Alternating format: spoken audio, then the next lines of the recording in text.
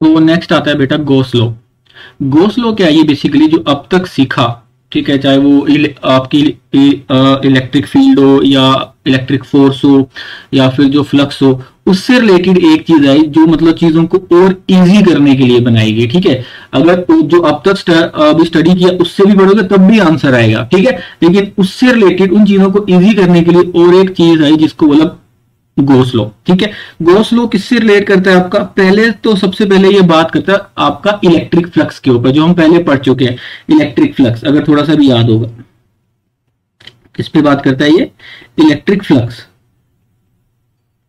इसने क्या बोला कि कोई भी क्लोज सरफेस है, ठीक है, कोई भी क्लोज सरफेस है और अगर उसके अंदर कोई चार्ज है, अगर कोई भी क्लोज सरफेस है और उसके अंदर अगर चार्ज है, तो जो नेट फ्लक्स होगा, नेट फ्लक्स क्या होता है? अगर अगर फ्लक्स की थोड़ी सी भी आपको याद है तो क्या था वो? ई डॉट डी ए, है ना, थोड़ा सा भी याद होगा। डी ए मतलब छोटा सा ए एरिया, वहां पे क्या लिखा था हमने? तो फिर उसको क्या लिखा था हमने बाद में, अगर थोड़ा सा भी याद होगा? E D A cos theta, याद होगा थोड़ा सा भी तो। ठीक है, तो वही यहां पे ये बोला कि टोटल फ्लक्स जो है, और टोटल फ्लक्स को लिखने का एक और तरीका जो यहां पे लिखा गया, पहले चलो गॉस लॉ को पढ़ लेते हैं। गॉस लॉ ने यह बोला in electrostatics Gauss law states that the electric flux through any closed surface, हमेशा याद रखना क्लोज सरफेस, वहां पे हमने बात की थी ओपन सरफेस और क्लोज सरफेस की। इन एनी क्लोज सरफेस, चाहे वो आपका अब स्फीयर हो, क्यूब हो, क्यूबॉइड हो, ठीक है, कोई भी क्लोज सरफेस है is equal to the net electric charge enclosed by the surface divided by the permittivity of free space. उन्होंने बोला कोई भी क्लोज सरफेस है, उसके अंदर मान के चलो कुछ भी चार्ज रखा हुआ है, नेट चार्ज की बात करिए यहां पे, तो ये फॉर्मूला अभी निकल के आया। इसका मतलब क्या है? इसका मतलब है इंटीग्रेशन का मतलब होता है टोटल। अगर थोड़ा सा भी मैथ में पढ़ा है तो ठीक है, नहीं आता तो कोई मतलब बड़ी बात नहीं है। टोटल, टोटल क्या? टोटल इलेक्ट्रिक फील्ड, अगर इंटीग्रेशन के अंदर जो जो टर्म्स है, ठीक है, क्या होगा? एस का मतलब है यहां पे क्लोज सरफेस, एस यहां पे लिखा है, तो एस का क्या मीनिंग है? एस का मतलब है क्लोज सरफेस। एस का क्या मीनिंग है? मतलब सिर्फ मैं फॉर्मूला समझा रहा हूं, क्लोज सरफेस। क्लोज सरफेस क्या हो सकता है? ठीक है, इन दोनों का इंटीग्रेशन मतलब टोटल इलेक्ट्रिक फ्लक्स, किसी इस पूरे का मतलब है total electric flux. Total integration sign बताता है टोटल इलेक्ट्रिक फ्लक्स। ठीक है, ये पूरी जो टर्म तुमको बता रही है बेटा, ये वाली, ये वाली जो टर्म आपको बता रही है, ये बता रही है टोटल इलेक्ट्रिक फ्लक्स। ये क्या बता रही है? Total electric flux.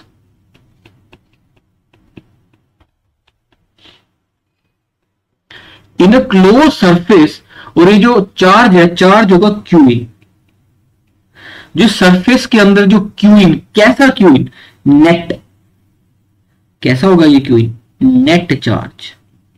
तो टोटल फ्लक्स क्या होगा आपका? Q in divide by epsilon naught. अगर इलेक्ट्रिक फील्ड कांस्टेंट है, इलेक्ट्रिक फील्ड कांस्टेंट है, तो अगर if electric field is constant, if electric field is constant, if electric field is constant, तो यही फॉर्मूला क्या बन जाएगा? ठीक है, ई आपका वैसा का वैसा बाहर आ जाएगा। यही फॉर्मूला आपका किस चीज में कन्वर्ट हो जाएगा? अगर इलेक्ट्रिक फील्ड कांस्टेंट है तो ये कन्वर्ट हो जाएगा आपका,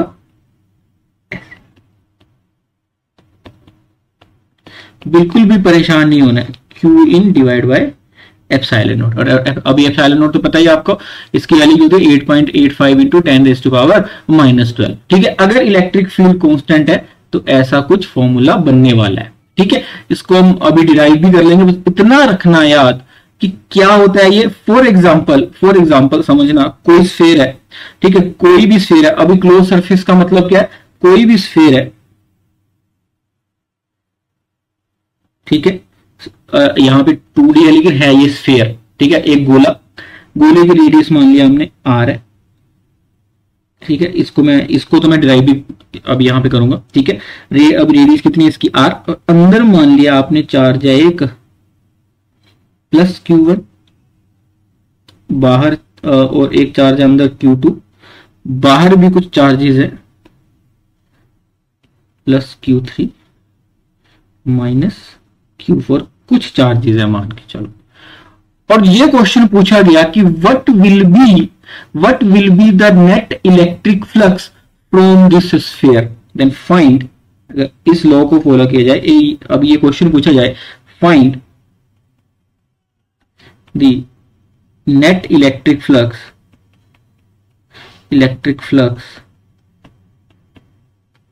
from this sphere from this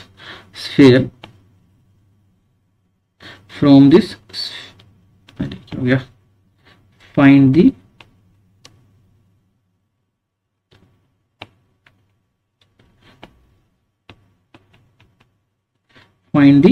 electric flux from this sphere। ये अगर क्वेश्चन आए तो इस लॉ को पढ़ना कैसे है, कैसे पढ़ा गया इस लॉ को, तो क्या बोला गया कि नेट इलेक्ट्रिक फ्लक्स, ठीक है, ये जिसको आपने ऐसे भी लिखा, वो क्या होगा, क्यू इन, कौन सा Q in, net divide by epsilon naught. अब क्यू इन यहां पे क्या है, क्यू इन टोटल क्या है, Q1 minus Q2 divide by epsilon, ठीक है। बोलने का मतलब आउटसाइड चार्ज से कोई लेना देना नहीं है, आउटसाइड चार्ज से कोई लेना देना नहीं है, ठीक है। आउटसाइड चार्ज से अगर मैं यहां पे लिख दूं, ठीक है,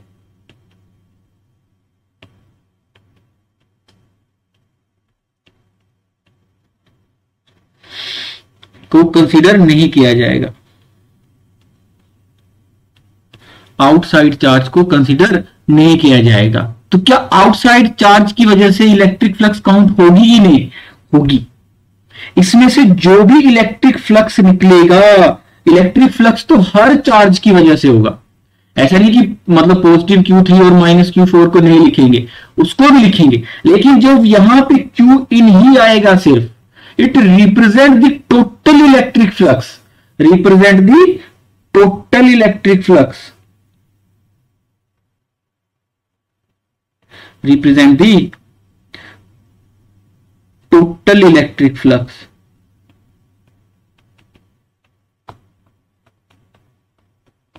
represent the total electric flux, nothing to do with, nothing, ऐसा नहीं कि बाहर वाले चार्जेस को नहीं काउंट करेंगे, हाँ, लेकिन फॉर्मूले में हमेशा Q इन ही आएगा, Q इन ही आएगा हमेशा फॉर्मूले में, तो हमेशा ध्यान रखना है। एक और चीज जो यहां पे लेके चलते हैं, कई जगह पे क्या होता है कि चार्ज ओपन पड़ा होता है तो वहां पे एक गॉसियन सरफेस मान लेते हैं।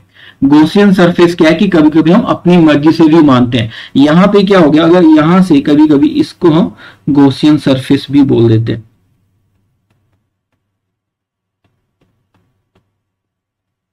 क्या बोल देते हैं बेटा, गॉसियन सरफेस भी बोल देते हैं, ठीक है। लेकिन जो फाई आएगा, जो फ्लक्स आएगा, वो पूरे चार्जेस की वजह से होगा, लेकिन जो अभी राइट हैंड साइड में आएगा वो हमेशा नेट Q इन ही आएगा, नेट Q इन ही आने वाला है। आई होप यहां तक थोड़ी सी बात आपको समझ आई होगी, ठीक है जी।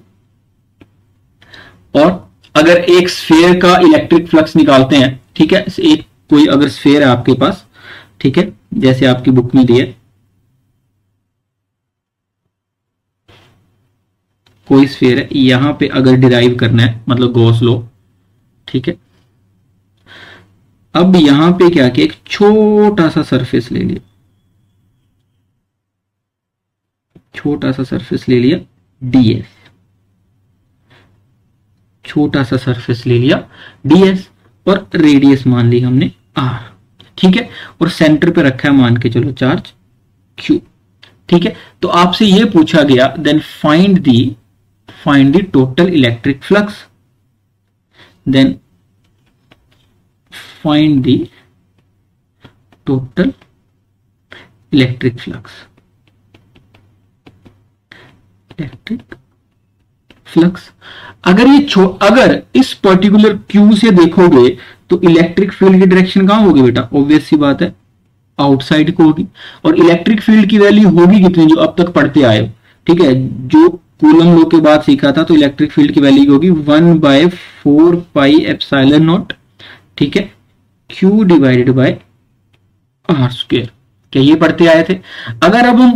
अगर if now I want to write flux, ठीक है, यहां पे E और R के बीच, E और A DS के बीच में है एंगल क्या है, 0 डिग्री, ठीक है, क्योंकि E भी उसी डायरेक्शन में है और DS भी। और हमने सीखा था कि एरिया वेक्टर क्या होगा, एरिया वेक्टर अगर याद होगा तो किसी भी क्लोज सरफेस में एरिया वेक्टर कहां होता है, आउटसाइड। कहां होता है, आउटसाइड। तो एरिया वेक्टर की अगर बात करते हैं तो एरिया तो है आपका यहां पे, अगर ds एरिया तो है आपका क्या, ds, ठीक है, लेकिन एरिया वेक्टर क्या है, अलोंग दी, ये भी लिखना कि एरिया वेक्टर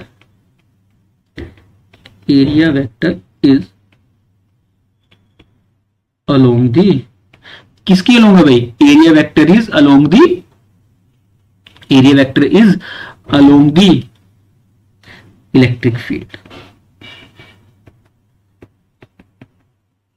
मतलब बाहर की तरफ को है। तो मतलब यहां पे जो थीटा होता था, अगर फ्लक्स की मैं बात करूं, फ्लक्स कैसे लिखा जाए यहां गाइस, अब यहां पे फ्लक्स E डॉट ds है ना, E डॉट ds, इसको ओपन करूंगा तो E की वैल्यू 1/4πε0 है ना, ds Q by are square dot ds। तो छोटा सा इलेक्ट्रिक फ्लक्स यहां से निकलेगा, छोटा सा इलेक्ट्रिक फ्लक्स यहां से जो अभी मतलब निकलेगा वो, है ना। और अगर मैं थीटा की बात करूं तो यहां पे क्या लिख सकता हूं मैं, कोस 0, क्योंकि यहां पे इससे ये समझ में आया, ये जो ऊपर जो बनाया है ये, इससे ये समझ में आया, इससे क्या समझ में आया बेटा कि थीटा इज इक्वल टू 0, मतलब इलेक्ट्रिक फील्ड और एरिया वेक्टर के बीच में एंगल कितना है, 0। तो छोटा सा जो आपका इलेक्ट्रिक फ्लक्स है वो है 1/4πε0 Q by are square ds। लेकिन जब इस, अब इलेक्ट्रिक फील्ड तो हर आर पे कांस्टेंट होगी, जिस आर पे अगर पूछा तो इलेक्ट्रिक फील्ड क्या होगी, कांस्टेंट। अगर मैं पूरी इलेक्ट्रिक फील्ड अभी फ्लक्स निकालना चाहूं तो मेरे को क्या करना पड़ेगा, इस पूरे को इंटीग्रेट करना पड़ेगा, पर पूरे को इंटीग्रेट करना पड़ेगा, पर ये तो कांस्टेंट है, ये वाली टर्म तो क्या है, कांस्टेंट है। तो ये ऐसे आ जाएगा 1/4πε0 Q बाय आर स्क्वायर, ठीक है। अब ds क्या है, अब ds लेकिन पूरे के लिए क्या है, इंटीग्रेट किसको करना पड़ेगा, ds को करना पड़ेगा इंटीग्रेट, सिर्फ इंटीग्रेट किसको करना पड़ेगा बेटा, सिर्फ और सिर्फ ds को करना पड़ेगा। और मैं कैसे लिख सकता हूं, ds को पूरा, मतलब छोटा ds, तो जो पूरा स्फेयर है उसका एरिया क्या होता है 4πr स्क्वायर। तो इसको मैं क्या लिख सकता हूं 1/4πε0 Q बाय आर स्क्वायर, है ना, क्या लिखता हूं 4πr स्क्वायर, ठीक है।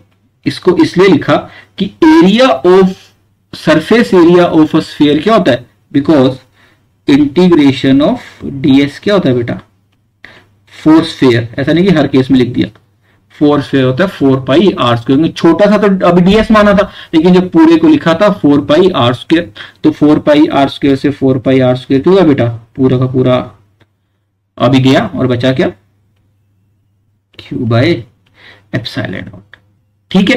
तो फाई की वैल्यू कितनी आई, फ्लक्स की वैल्यू कितनी आई आपका Q बाय एप्सिलॉन। ये छोटी छोटी चीजें आपको पता होनी चाहिए, ठीक है। ये एक अंडरस्टैंडिंग है, मतलब ये हर कोई भी क्लोज सरफेस के लिए अभी ट्रू है, कोई भी क्लोज सरफेस के लिए ट्रू है, ठीक है। और जो Q लिखा जाएगा वो हमेशा Q इन लिखा जाएगा, चाहे कितने भी चार्जेस हो सबको मिला के नहीं, जो उस क्लोज सरफेस के अंदर है उसी को लिखा जाएगा, ठीक है। This law is true for all close surfaces.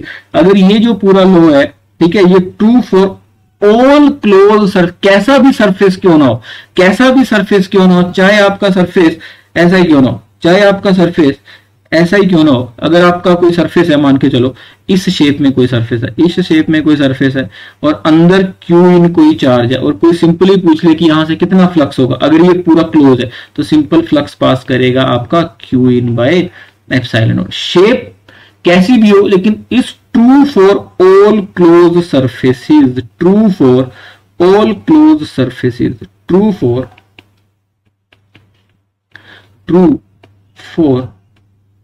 all closed surface,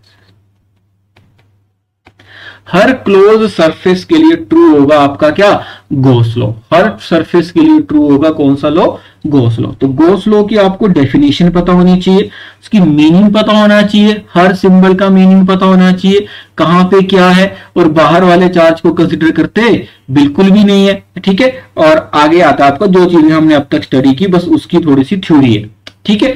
सबसे पहले क्या लिखा गया गॉस लॉ में, तो Gauss law is true for any closed surface no matter what's its shape.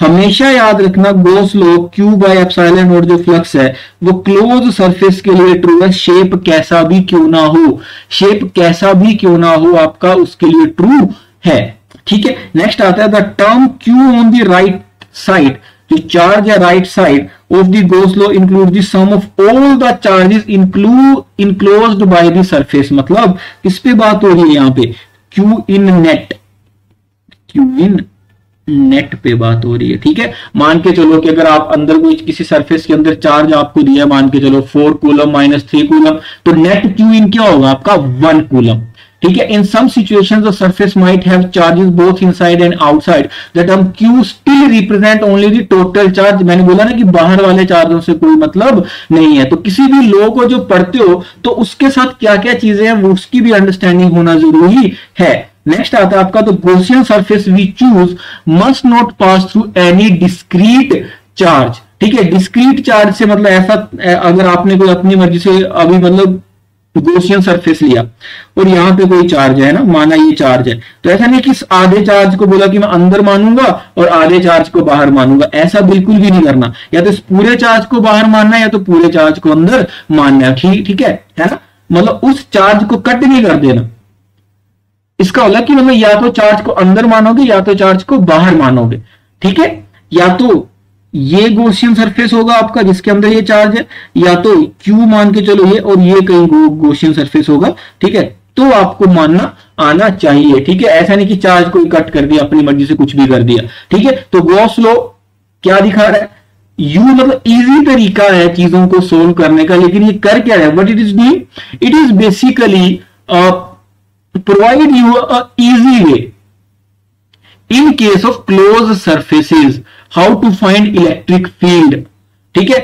if you get the answers of electric field you automatically get the force, ठीक है। जहां से चैप्टर स्टार्ट हुआ था उसी को स्टेप वाइज आगे बढ़ा रहे हैं, बस कुछ भी ज्यादा नहीं कर रहे हैं, ठीक है। उसी से रिलेटेड अगर एग्जांपल की बात की जाए, ये एग्जांपल है आपका, ठीक है। समझने की कोशिश करना क्या है एग्जांपल, इसको मैं थोड़ा बड़ा कर देता हूं पहले,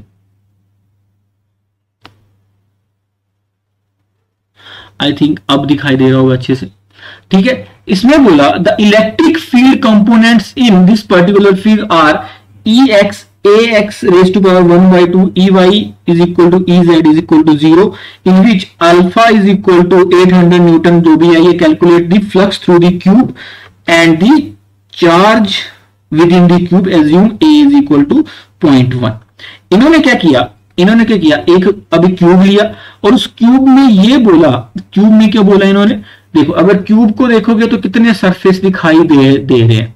एक तो आगे ऐसे होता है ना क्यूब, देखो एक तो ये सरफेस, एक ये सरफेस, ठीक है, एक आगे वाला और एक पीछे वाला और एक जहां से इलेक्ट्रिक फील्ड जा रही है, ठीक है। अगर तो ये बोला कि ये एक्स एक्सिस है, ये जेड एक्सिस है और ये वाई है, ठीक है। सबसे पहली बात, फिर what they did, electric field through E y and E z is 0, ठीक है। अगर मैं सरफेसेस के नाम लिखूं यहां पे क्यूब में, ठीक है, ये सरफेस है 1, ये सरफेस है 2, ऊपर वाला 3, नीचे वाला 4, सामने वाला 5, मतलब सामने वाला है ना जो मतलब है ना, और पीछे वाला 6, ठीक है।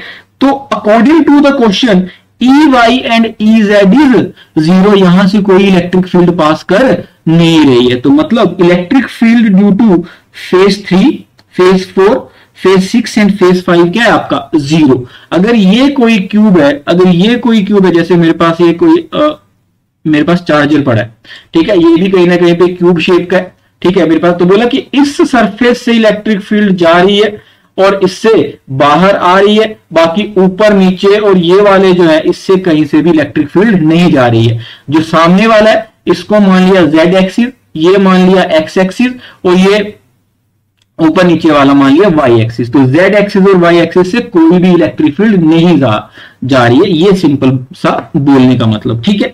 और फिर आप देखोगे सिर्फ एक्स एक्सिस से तो जा रही है बेटा ये आपकी इलेक्ट्रिक फील्ड, है ना। अभी जो इलेक्ट्रिक फील्ड है, इलेक्ट्रिक फील्ड को लिखा उन्होंने कुछ ऐसे ए एक्स रेज टू पावर 1/2। तो सिंपल सी बात है, सॉरी अल्फा है यहां पे ना, अल्फा यहां पे,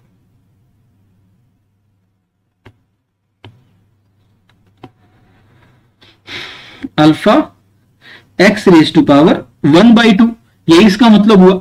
अब alpha x raise to power 1/2, तो मतलब एक्स पे अगर फोकस करोगे, एक्स क्या इस डायरेक्शन में एक्स इंक्रीज कर रहा है, यहां पे तो एक्स 0 है, यहां से यहां तक एक्स की वैल्यू a, यहां से यहां तक भी a, ठीक है। मतलब जैसे जैसे एक्स की वैल्यू चेंज करेंगे क्या इलेक्ट्रिक फील्ड की वैल्यू भी चेंज होगी, है ना।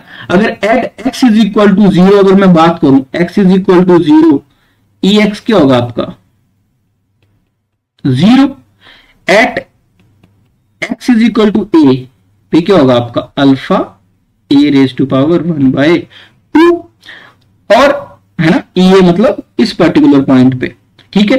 और जहां से बाहर निकलेगी वहां पे 2 है, alpha 2a raise to power 1/2 होगा, ठीक है। अगर मैं यहां पे पॉइंट भी लिख देता हूं, इस पॉइंट से इस फेस से बाहर आएगी और इस फेस से ये ए फेस है और ये बी फेस है, ठीक है। तो ये ए फेस पे है और ये बी फेस पे है, ठीक है। एक ए फेस पे, ये बी फेस पे, ठीक है। तो कितनी इलेक्ट्रिक फील्ड वहां पे होगी, ठीक है। ये सब हम काउंट कर लेंगे। तो जब इस ए फेस से एंटर करेगी तो इलेक्ट्रिक फ्लक्स क्या होगा, पहली बात तो अगर अदर फेसेस से बात करें, अदर फेस के साथ बात करें, इलेक्ट्रिक फील्ड ऐसे जा रही है, अगर इलेक्ट्रिक फील्ड ऐसे जा रही है, ठीक है, पहले तो हम मतलब जो फ्लक्स है वो कहां कहां से निकल सकती है, ठीक है। अगर ये है यहां से एंटर करी, यहां से बाहर, तो यहां से भी निकल सकती है, यहां से मतलब हर फेस से निकल सकती है। अगर फ्लक्स की बात करते हैं, फ्लक्स 4 फेसेस, कौन कौन से फेस की बात हो रही है, 4 फेसेस, 3, नीचे वाला 4, 5 और 6।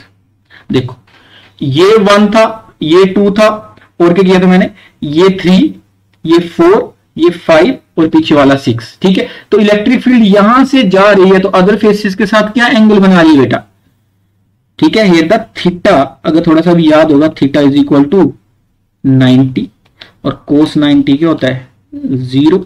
तो फ्लक्स क्या होती है आपका E डॉट ए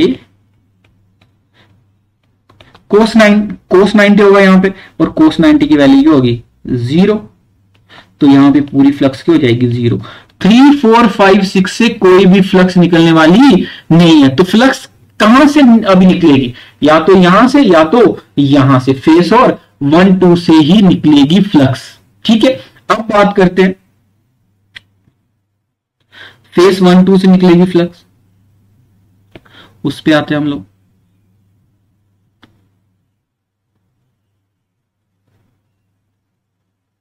ठीक है, एट फेस 1, फेस 1 पे क्या है, इलेक्ट्रिक फील्ड की डायरेक्शन कहां है बेटा, यहां पे, और एरिया वेक्टर क्या सिखाया है बाहर पीछे को, ठीक है। तो यहां पे थीटा क्या है, for face 1 theta is equal to 180 degree, है ना। थीटा की वैल्यू कितनी है 180 डिग्री। तो फ्लक्स कितना होगा, फ्लक्स फॉर फेस 1 या फेस ए जो हमने लिखा था ऊपर, ठीक है, क्या है, वहां पे इलेक्ट्रिक फील्ड की वैल्यू कितनी है, alpha a raise to power 1/2 ठीक है, क्योंकि x की वैल्यू क्या है, a है ना, ये क्या है आपका अभी इलेक्ट्रिक फील्ड, एरिया कितना है, एरिया अगर साइड a है तो एरिया कितना हो जाएगा, एरिया हो जाएगा a स्क्वायर, और दोनों के बीच में एंगल क्या है, cos 180, तो इसकी वैल्यू होगी alpha a raise to power 3/2 हो जाएगा यहाँ पे, है ना, क्या हो जाएगा अभी 3/2, सॉरी 2 प्लस 1/2, तो 5/2 हो जाएगा यहाँ पे, है ना, यहाँ पे कितना हो जाएगा 5/2, cos 180 क्या होता है -1, तो कितना आएगा अल्फा a 5/2 और माइनस है, क्योंकि cos 180 क्या होता है, ध्यान रखना हमेशा माइनस। तो इससे फ्लक्स कितना जा रहा है फेज 1 से बाहर की डायरेक्शन को। अब फेज 2 से देख लेते हैं, फेज 2 से कितना जाएगा, अगर फेज 2 की बात कर लेते हैं, एट फेज 2, फेज 2 फेज 2 से कितना बाहर जाएगा, फेज 2 में अगर आप देखोगे तो एरिया वेक्टर भी बाहर को, ठीक है, इस पर्टिकुलर फेज में देखोगे तो, और इलेक्ट्रिक फील्ड भी बाहर को, तो थीटा कितना बेटा, theta is equal to 0 degree. तो फ्लक्स कैसे लिखोगे फेज 2 पे, अल्फा तो अल्फा है, a रेज टू पावर, अब x की जगह क्या होगा, यहां पे x जगह क्या है, देखो अगर देखोगे तो x की जगह क्या होगा आपका 2a, x की जगह क्या होगा आपका 2a, दूसरे फेस पे है ना, दूसरे फेस में x कितना हो गया 2a, कितना हो गया 1/2, ठीक है, एरिया फिर क्या रहा a स्क्वायर ही रहा, एरिया कितना रहा बेटा a स्क्वायर ही रहा, ठीक है, और कोस 0 डिग्री, और कोस 0 की वैल्यू कितनी होती है, थोड़ा सा भी याद होगा आपको, कोस 0 की वैल्यू कितनी होती है, यहां तक कर लिया हमने, ठीक है, कोस 0 की वैल्यू कितनी होती है, कोस 0 होता है 1, तो ∅2 कितना आ गया अल्फा √2, ठीक है, 2 रेज़ टू पावर 1/2 को क्या अभी लिख सकता हूं मैं √2, ठीक है, a को a फिर से क्या होगा a रेज़ टू पावर 5/2, क्योंकि ये a की वैल्यू कितनी होगी 1/2, और ये यहाँ पे 2 ऐड हो गया, तो cos 0 हो गया 1, ठीक है, ये आया पॉजिटिव का। तो नेट इलेक्ट्रिक फ्लक्स क्या होगा, दोनों में से ज्यादा कौन लग रहा है, तो net electric flux, net electric flux, net electric flux अभी कितना आया ∅2 माइनस ∅1 इक्वल टू ∅net, ठीक है। अगर मैं लिखूं सिंपल तो ∅net की वैल्यू कितनी आ जाएगी, ∅2 कितना है आपका, ∅2 आया alpha √2 a raise to power 5/2 minus, मतलब दोनों को ऐड करके लिखना होता है कि टोटल फ्लक्स, वो तो पहले से माइनस में, ठीक है, तो माइनस अल्फा, ठीक है, फिर क्या है a रेज़ टू पावर 5/2, इससे मैं क्या कॉमन निकाल लूं, अल्फा कॉमन निकाल लूं मैं, है ना, a रेज़ टू पावर 5/2 भी कॉमन निकाल लूं, और अंदर बचेगा √2 माइनस 1, क्या बचेगा √2 माइनस 1 बचेगा, ठीक है, और √2 की वैल्यू सबको पता है क्या होती है 1.41, तो अल्फा की वैल्यू भी यहाँ पे अगर क्वेश्चन को देखोगे थोड़ा सा भी ध्यान से, तो अल्फा की वैल्यू कितनी दी है 800, और a की वैल्यू दी है 0.1, तो अल्फा की जगह पुट कर दिया मैंने 800, यहाँ पे पुट कर दिया मैंने 0.1 रेज़ टू पावर 5/2, और ये हो गया 1.41 माइनस 1, और इस पूरे को सॉल्व करोगे तो आंसर क्या आएगा आपका 1.05, इसका आंसर आएगा 1.05 newton metre square coulomb minus 1, ये आई आपकी ∅net।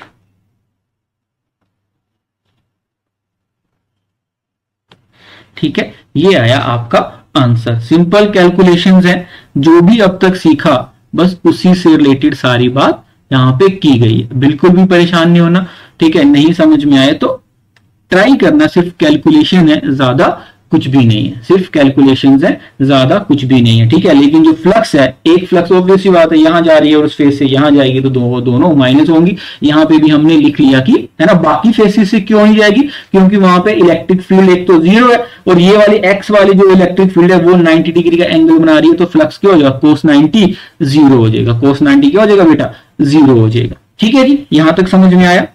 ठीक है, अब इसी क्वेश्चन का सेकंड पार्ट है, इसी क्वेश्चन का जो बी पार्ट है, उसने बोला कि व्हाट इज द चार्ज, कितना चार्ज होगा उस क्यूब के अंदर जो ये फ्लक्स लेके आया, जो ये फ्लक्स लेके आया, तो कितना चार्ज होगा उसके अंदर। सिंपल सी बात है, गॉस लॉ ने क्या सिखाया था कि phi net in a close surface, in a close surface, in a close surface is equal to, in a close surface is equal to Q by epsilon naught. तो यहाँ पे फाई नॉट तो हमने निकाल ही लिया, और फाई नेट की value कितनी आई है 1.05, तो 1.05 इज इक्वल टू Q, और एप्सिलॉन नॉट आपको पहले से पता क्या होता है 8.85 इंटू 10 रेज टू पावर -12। ठीक है, तो बस ये सोल्व किया तो सिंपल सी वैल्यू कितनी आ गई बेटा, Q की वैल्यू आ जाएगी आपका 9.27, 9 Q की वैल्यू आ जाएगी 9.27 into 10 raise to power -12 coulomb. ठीक है, सिंपल सिंपल सी बात समझ आनी चाहिए। ठीक है, यहां तक समझ में आया होगा आई होप। ठीक है, अच्छा अच्छा सवाल है। ठीक है, थोड़ा सा समझ के करोगे तो और ज्यादा इजी पड़ेगा। ठीक है, आगे चलते हैं। अगला भी अच्छा, मतलब थोड़ा सा मतलब लंबा तो नहीं बोल सकते, लेकिन अच्छा सवाल है ये। ठीक है, बहुत ही अच्छा मतलब मान सकते हैं इसको। इस सवाल में क्या है कि पहले तो समझना है सवाल को क्या दिया है।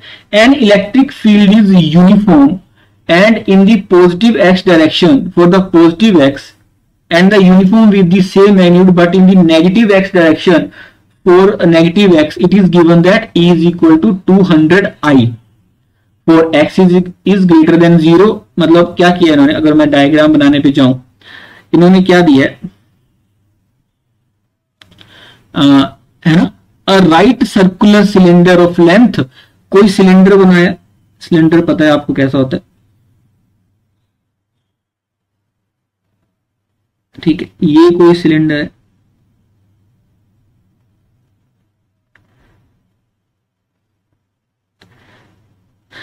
ये कोई सिलेंडर बनाया उन्होंने। ठीक है, इस सिलेंडर की जो लेंथ है, लेंथ कितनी बताई बेटा, लेंथ बताई उन्होंने 20 सेंटीमीटर, 20 सेंटीमीटर। और जो रेडियस होती है ये वाली, रेडियस कितनी बताई इसकी इन्होंने, आई थिंक रेडियस बताई 5 सेंटीमीटर। अच्छी बात। ठीक है, फिर क्या बताया इन्होंने, सेंटर एट दी ओरिजिन, मतलब इसके बीच में इसके सेंटर को मान लिया ओरिजिन। ठीक है, तो आगे वाला क्या हो गया, अभी +10 सेंटीमीटर, पीछे वाला क्या हो गया -10 अभी सेंटीमीटर। तो ये वाली जो लेंथ है आगे, ये वाली मान ली हमने +10 सेंटीमीटर, और ये वाली मान ली हमने -10 सेंटीमीटर। ये इसमें दी है, और क्या दिया है, व्हाट इज द और क्या बताया, अच्छा, और इलेक्ट्रिक फील्ड जो यहां से बाहर जा रही है बेटा, इलेक्ट्रिक फील्ड, उसकी वैल्यू बताई पॉजिटिव के साथ होगा इसने 200 आई। आई का मतलब कि एक्स डायरेक्शन में आई होता है ना, एक्स एक्सिस वाई एक्सिस, अगर थोड़ा सा भी याद होगा, 200 आई न्यूटन पर कूलम। और इस डायरेक्शन में बताई इन्होंने -200 आई न्यूटन पर इलेक्ट्रिक फील्ड। ये बाहर इस डायरेक्शन में है, ये इन्होंने बता दिया। ठीक है जी, थोड़ी सी अगर आपको समझ आया होगा तो ये इन्होंने बताया। ठीक है जी, है ना। फिर क्या हुआ कि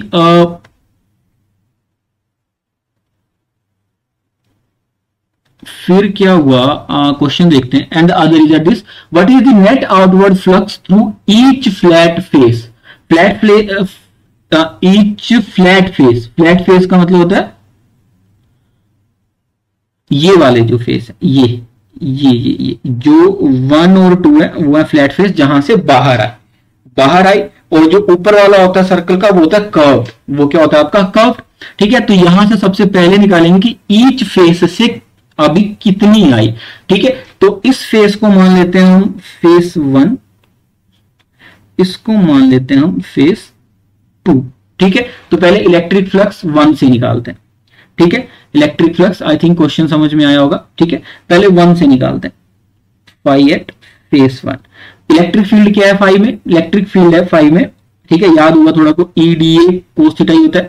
ठीक है, थीटा यहां पे क्या है, ठीक है, ई यहां को जा रहा है, ए बी यहां को जा रहा है। ठीक है, ई की वैल्यू कितनी है माइनस 200 आई माइनस 200 आई ए। ठीक है, एरिया कितना है, एरिया को अगर ये पॉजिटिव माना है तो एरिया को कितना, एरिया वेक्टर भी क्या होगा आपका, क्या माइनस ही होगा, एरिया वेक्टर भी कितना होगा, ये आ गया ई। एरिया वेक्टर क्या मानूंगा यहां पे, पाई आर स्क्वायर, क्योंकि ये तो सर्कल होता ना, अगर सिलेंडर है तो ये वाला पार्ट क्या होगा, ऑब्वियस बात है सर्कल, और उसका भी आई क्या होगा, नेगेटिव डायरेक्शन में, अगर ये पॉजिटिव है तो माइनस आई।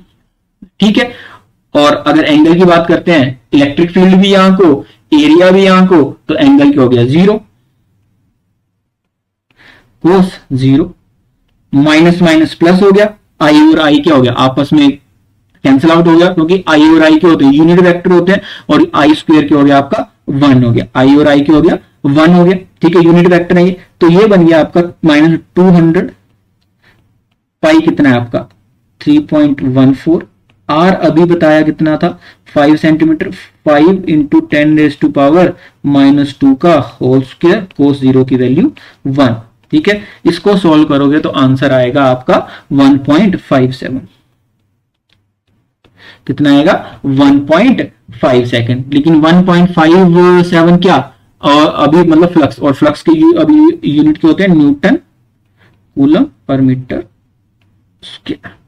ठीक है, अब दूसरे सरफेस से निकालते हैं, दूसरे फेज से निकालते हैं, हर फेज से पूछा है। यहां पे इलेक्ट्रिक फील्ड की डायरेक्शन 200 आई, एरिया भी परपेंडिकुलर बाहर को, क्योंकि हमने बोला कि जब कोई भी क्लोज सरफेस होगा तो एरिया बाहर को ही जाएगा, पाई आर स्क्वायर आई, और एंगल भी यहां पे कोस 0। आपको लगता है ये पहला ही बन गया, सब वैल्यू सेम पुट करोगे तो आएगा 1.57 न्यूटन कूलम। आई होप यहां तक हो गया होगा। ठीक है, फर्स्ट पार्ट हो गया। फिर क्या बोला इन्होंने, फिर ये बोला इन्होंने सेकंड पार्ट की बात आई है फिर, है ना। फिर क्या बोला इन्होंने कि सेकंड पार्ट पे क्या होगा, सेकंड पार्ट क्या, B part, what is the flux through the side of the cylinder. अगर तो सेकंड पार्ट में देखोगे आपकी साइड ऑफ द सिलेंडर अगर आप देखने जाओगे तो ये जो सिलेंडर है, ठीक है, ऐसे है, और इसकी साइड क्या, ये अभी कर्व एरिया, तो ऐसे इलेक्ट्रिक फील्ड जा रही है। ठीक है, तो यहां पे थीटा कितना, इस कर्व सरफेस के लिए, कर्व सरफेस के लिए theta is equal to 90 degree. तो सिंपल सी बात है, अगर थीटा 90 तो कोस 90 हो जाएगा 0, तो फ्लक्स भी कितना हो जाएगा 0 इन ई ए 90, और कोस 90 क्या होता है बच्चे 0, कोस 90 क्या होता है 0, कोस 90 क्या होता है 0। ठीक है जी, आगे चलते हैं। क्या इसका थर्ड पार्ट क्या है, what is the net outward flux through the cylinder. Simple सी बात है, नेट आउटवर्ड फ्लक्स अगर मैं निकालने जाऊंगा, नेट आउटवर्ड फ्लक्स, अगर मैं इसका थर्ड पार्ट यहां पे लिखता हूं, third part net outward flux, इतने यहां वाले से कितने निकली 1.57, यहां वाले से कितनी निकली 1.5 सेकेंड 7, तो नेट कितनी निकली। ठीक है, तो नेट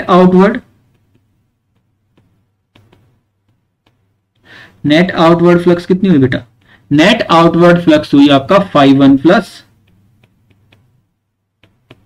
कितना है 1.57 प्लस 1.57, तो 3.14 के आसपास आया होगा, 3.14 न्यूटन।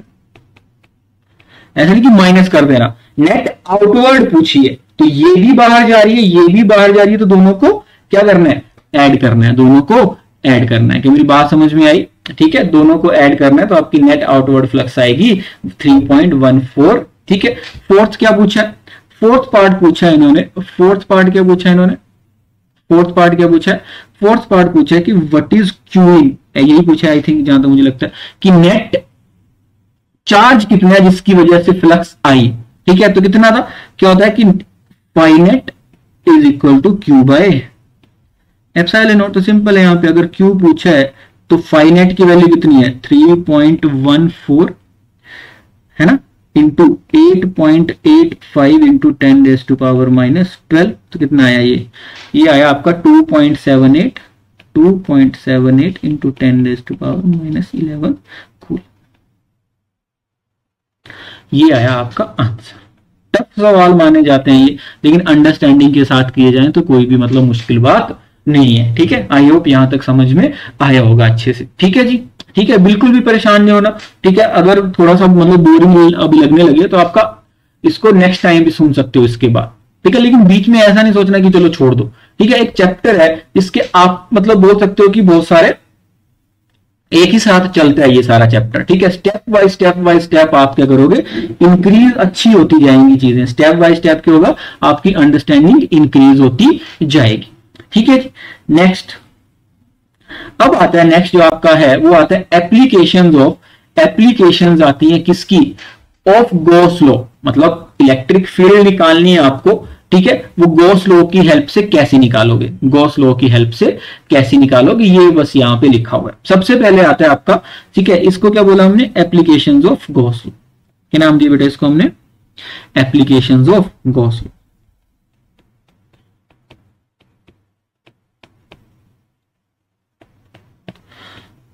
तीन टाइप की है यहां पे।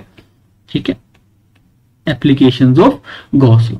ठीक है, एप्लीकेशंस ऑफ गॉस लॉ में सबसे पहले आपका इसको बोला long straight wire, infinite long straight wire. ठीक है, लॉन्ग स्ट्रेट वायर बहुत मतलब अभी लंबी है तो हमने मान लिया स्ट्रेट वायर है ना, छोटी सी उसमें कोई थिकनेस भी है।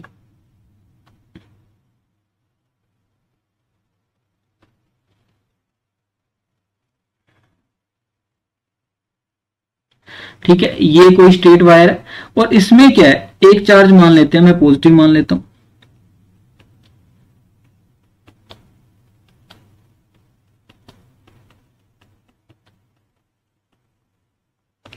इनफाइनाइट है, इनफाइनाइट बोलने का मतलब कि बहुत लंबी है, बहुत लंबी, की इससे लंबी है कोई भी आपकी मतलब हो नहीं सकती है। ठीक है, उससे लंबी कोई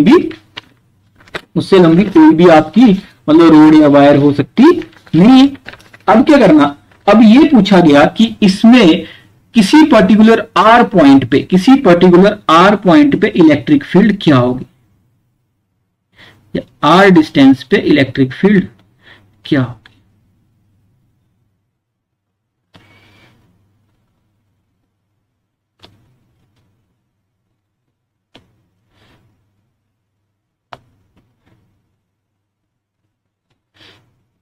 क्या इलेक्ट्रिक फील्ड होगी। तो पहले क्या करना, माना इस पूरी रोड पे, तो अब क्या डिफाइन करेंगे बेटा, क्या डिफाइन किया जाएगा। जब रोड थी तो हमने क्या किया था, चार्ज अभी डेंसिटीज की बात करी थी। जब चार्ज डेंसिटीज की बात करी थी तो हमने बोला था क्या फाइंड करेंगे हम, linear charge density, linear charge density की बात करेंगे। तो यहां पे माना हमने लैम्डा को मान लिया हमने लीनियर चार्ज डेंसिटी।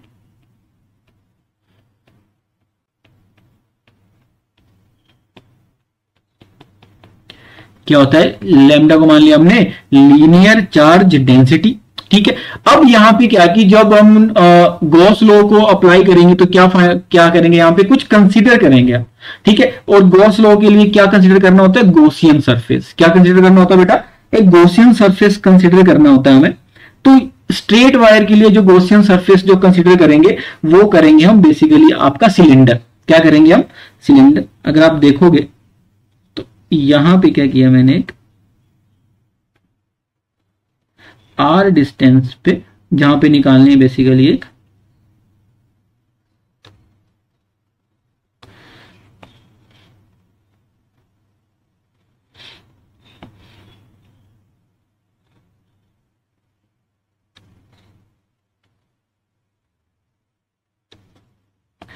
और सिलेंडर बनाने के लिए यहां पे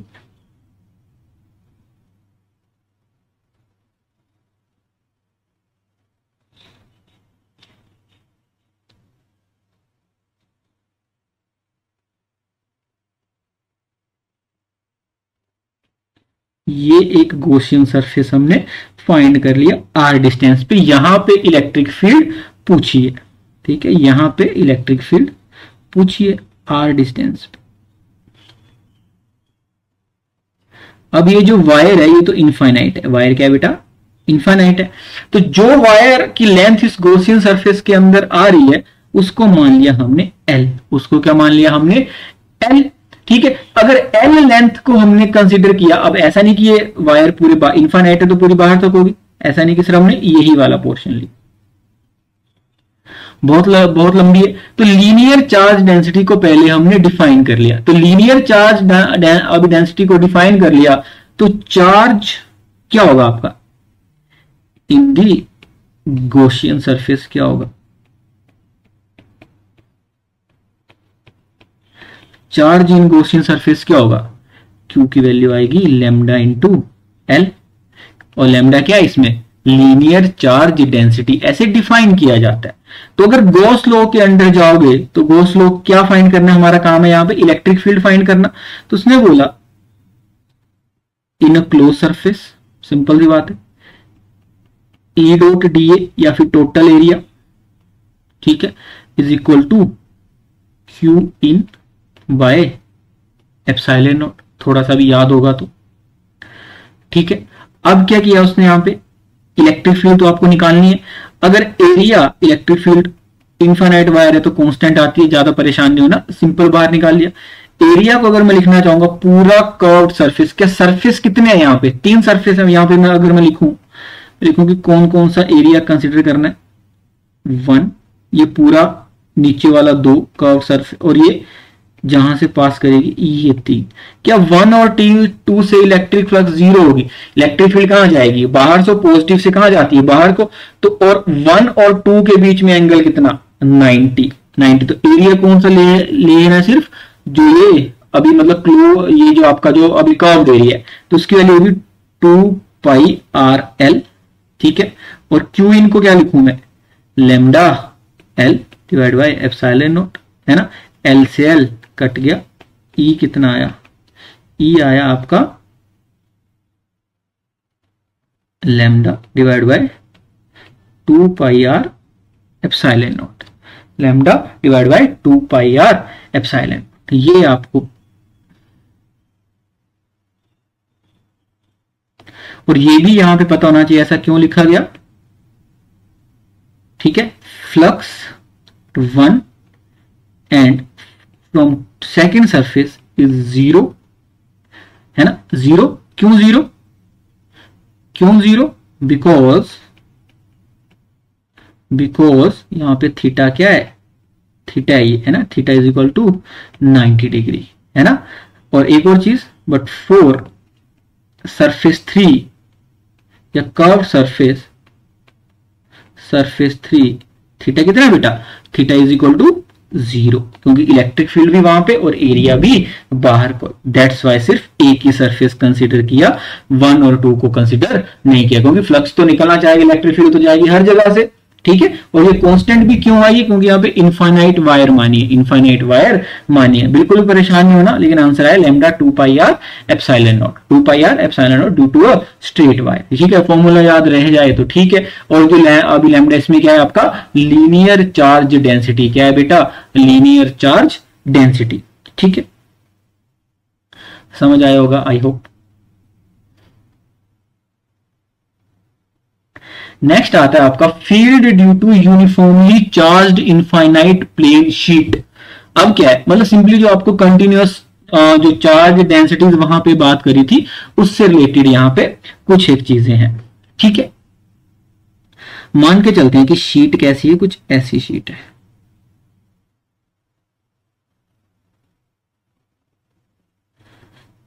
ठीक है।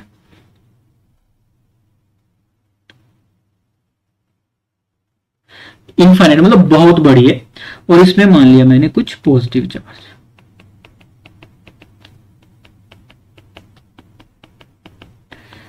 ठीक है। इनफाइनाइट मतलब बहुत बड़ी है, तो जब शीट इनफाइनाइट होती है या फिर एरिया वाली चीज आती है तो किस चीज को डिफाइन किया जाता है, यहां पे हम डिफाइन करेंगे सिग्मा।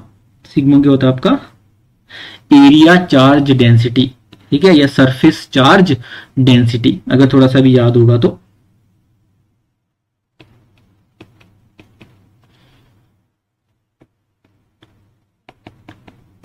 ठीक है।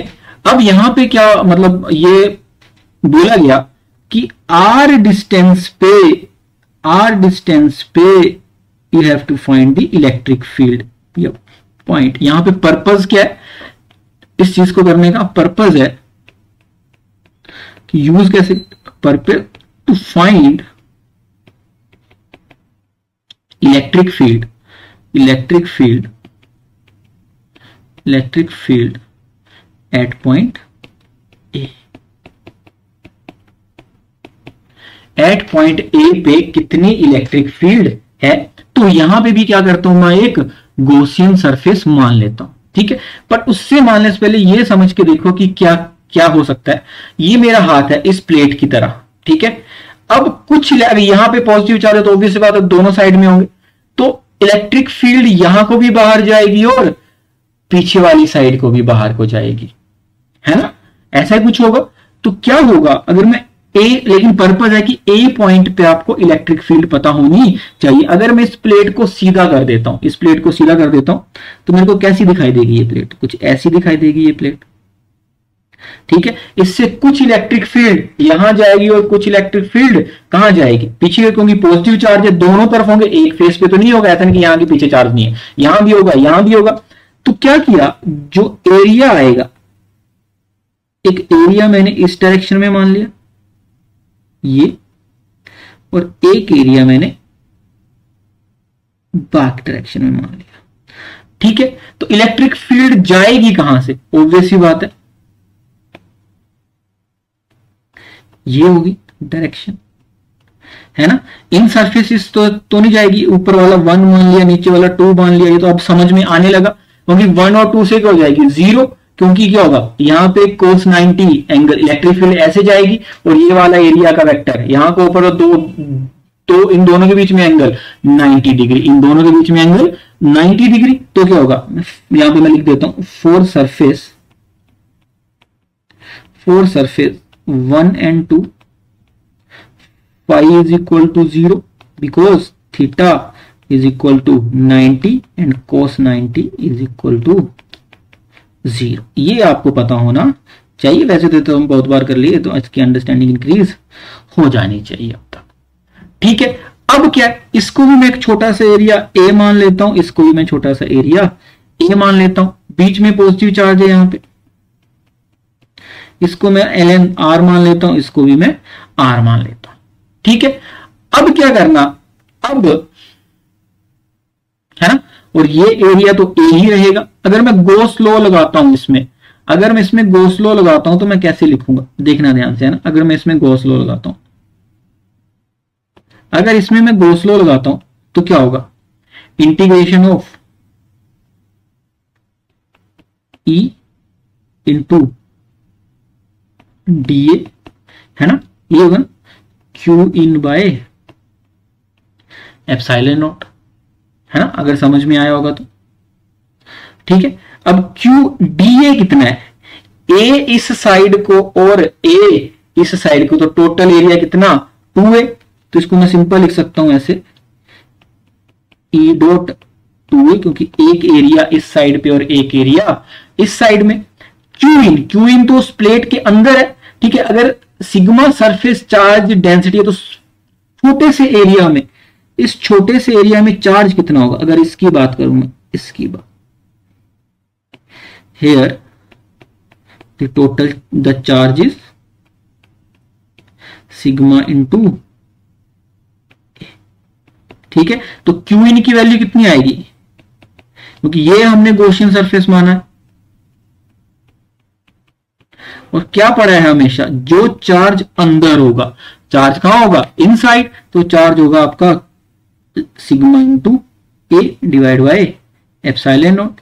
ए ने ए को मार दिया, और इलेक्ट्रिक फील्ड की वैल्यू कितनी आई बच्चे, इलेक्ट्रिक फील्ड की वैल्यू कितनी आई, इलेक्ट्रिक फील्ड की वैल्यू आई, electric field is equal to sigma by 2 epsilon naught, ठीक है। मतलब कांस्टेंट वैल्यू आई, आर से कोई लेना देना नहीं है। यहां पे इस ए पॉइंट, यहां पे आर डिस्टेंस पे, यहां पे भी कितनी वैल्यू आई, इस आर डिस्टेंस पे भी वैल्यू आई आपका कितनी, सिग्मा बाय 2 एप्सिलॉन नॉट, और यहां पे भी कितनी आई, सिग्मा बाय 2 एप्सिलॉन। किसकी वैल्यू है ये? इलेक्ट्रिक फील्ड की। किसकी वैल्यू है ये? इलेक्ट्रिक फील्ड की। तो थोड़ी सी अंडरस्टैंडिंग यहां से होनी चाहिए कि 2a क्यों लिखा, क्योंकि एक एरिया यहां है और एक एरिया यहां है, और दोनों के बीच में एंगल कितना है? 0, क्योंकि इलेक्ट्रिक फील्ड यहां से भी बाहर जाएगी, वहां भी, तो नेट कितना आया? ठीक है, तो आई थिंक यहां तक अंडरस्टैंडिंग थोड़ी सी बड़ी होगी। तो सिग्मा बाय 2 एप्सिलॉन नॉट, ऊपर वाला जो किया उसमें कितनी वैल्यू आई थी? लैम्डा बाय, और पता भी होना चाहिए कि दोनों हैं क्या, पता भी होना चाहिए कि दोनों हैं क्या। ठीक है जी, आगे चलते हैं। Next is the field due to uniformly charged thin spherical shell. Spherical shell की वजह से कितनी इलेक्ट्रिक फील्ड होगी? ठीक है, अगर शेल की बात करते हैं, थिन स्फेरिकल शेल मतलब अंदर से खाली है। अगर अंदर से खाली है तो सारा चार्ज कहां पे होगा बेटा? ऑब्वियस सी बात है, बाहर होगा। ठीक है, अगर थिन स्फेरिकल शेल की बात करते हैं, ये आपको दिया इन्होंने, कोई शेल बनाया,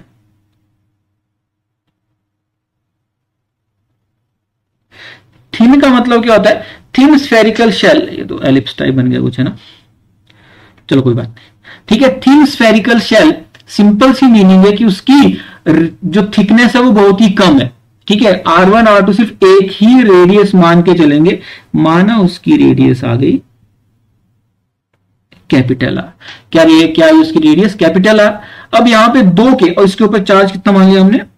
प्लस क्यू। इसके ऊपर जो भी चार्ज है डिस्ट्रीब्यूट होगा पूरा ऊपर,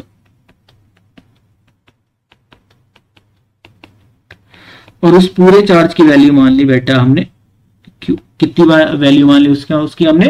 क्यू। अब 2 केस होंगे ना यहां पे। ठीक है, मान लिया कि 2 केस हैं। एक case, first case, r is greater than r, और दूसरा case r is less than r. R is greater than r मतलब, है ना, पहले केस में क्या किया हमने? जब फर्स्ट केस की बात करी हमने, अगर ये भी सरफेस है तो यहां पे क्या डिफाइन कर ले हम? यहां पे डिफाइन कर ले हम सिग्मा। अगर सिग्मा डिफाइन कर लेते हैं तो सिग्मा आएगा आपका, ठीक है, चार्ज बाय एरिया। चार्ज कितना है? Q by 4 pi r square. यही किया था हमने, सरफेस चार्ज डेंसिटी को हमने क्या किया? इस केस में डिफाइन कर लिया। ठीक है, अगर अंदर की बात को पहले क्या करते हैं? R is greater than r कर लेते हैं। R is greater than r वाला केस कर लेते हैं। R is greater than r वाला केस अब स्टडी कर लेते हैं। तो r is greater than r में क्या है? R is greater than r में क्या है अभी बेटा? R is greater than r में अगर आप देखोगे तो मैं क्या कर लेता हूं, जिस आर पे मुझे निकालना है, ये तो स्फेयर है, ये जो ऊपर वाला स्फेयर है उसकी रेडियस कितनी है? आर। अगर गॉस लॉ की एप्लीकेशन है वो तो भी मतलब लगाना ही पड़ेगा। तो मैंने क्या किया,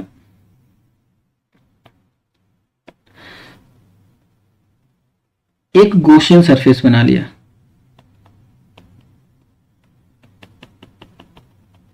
कहां पे? जहां पे मेरे को निकालना है, ये मान लिया मैंने आर। ठीक है, अगर मैं गॉस लॉ को अप्लाई करूं तो क्या होगा? गॉस लॉ को मैं अप्लाई करूं तो क्या होगा? ठीक है, ई डॉट ए या d A in a close surface is equal to q in by epsilon naught. और इस गॉसियन सरफेस के अंदर पूरा चार्ज कितना है बेटा? पूरा चार्ज की बात करूंगा तो पूरा चार्ज कितना है? Q E. अभी बात कर लेते हैं हम। तो इलेक्ट्रिक फील्ड निकालनी है, एरिया, इस गॉसियन सरफेस का एरिया कितना है? 4 पाई छोटा आर का स्क्वायर। और क्यू इन कितना है? क्यू इन को क्या मैं ऐसे लिख सकता हूं? सिग्मा इंटू 4 पाई, ये यहां पे कैपिटल आर हो गया ना, इसी की फॉर्म में तो निकालना, 4 पाई आर स्क्वायर, है ना, डिवाइडेड बाय, है ना, डिवाइड बाय 4, है ना, ये आएगा। और ई की वैल्यू कितनी आ जाएगी? और sigma into 4 pi r square, simple सी बात है, कैपिटल क्यू जितना चार्ज है ना, 4 pi epsilon naught r square. और ऐसा होता भी था, यही तो कूलम्स लॉ है, यही तो कूलम्स लॉ है। ठीक है, कि किसी अगर स्फेयर के बाहर अगर कोई पॉइंट पे निकालना है तो कितना आता है? ठीक है, 1/4 pi epsilon naught r square. ठीक है, तो ये आ गया अगर आर इज ग्रेटर देन, ये होगा।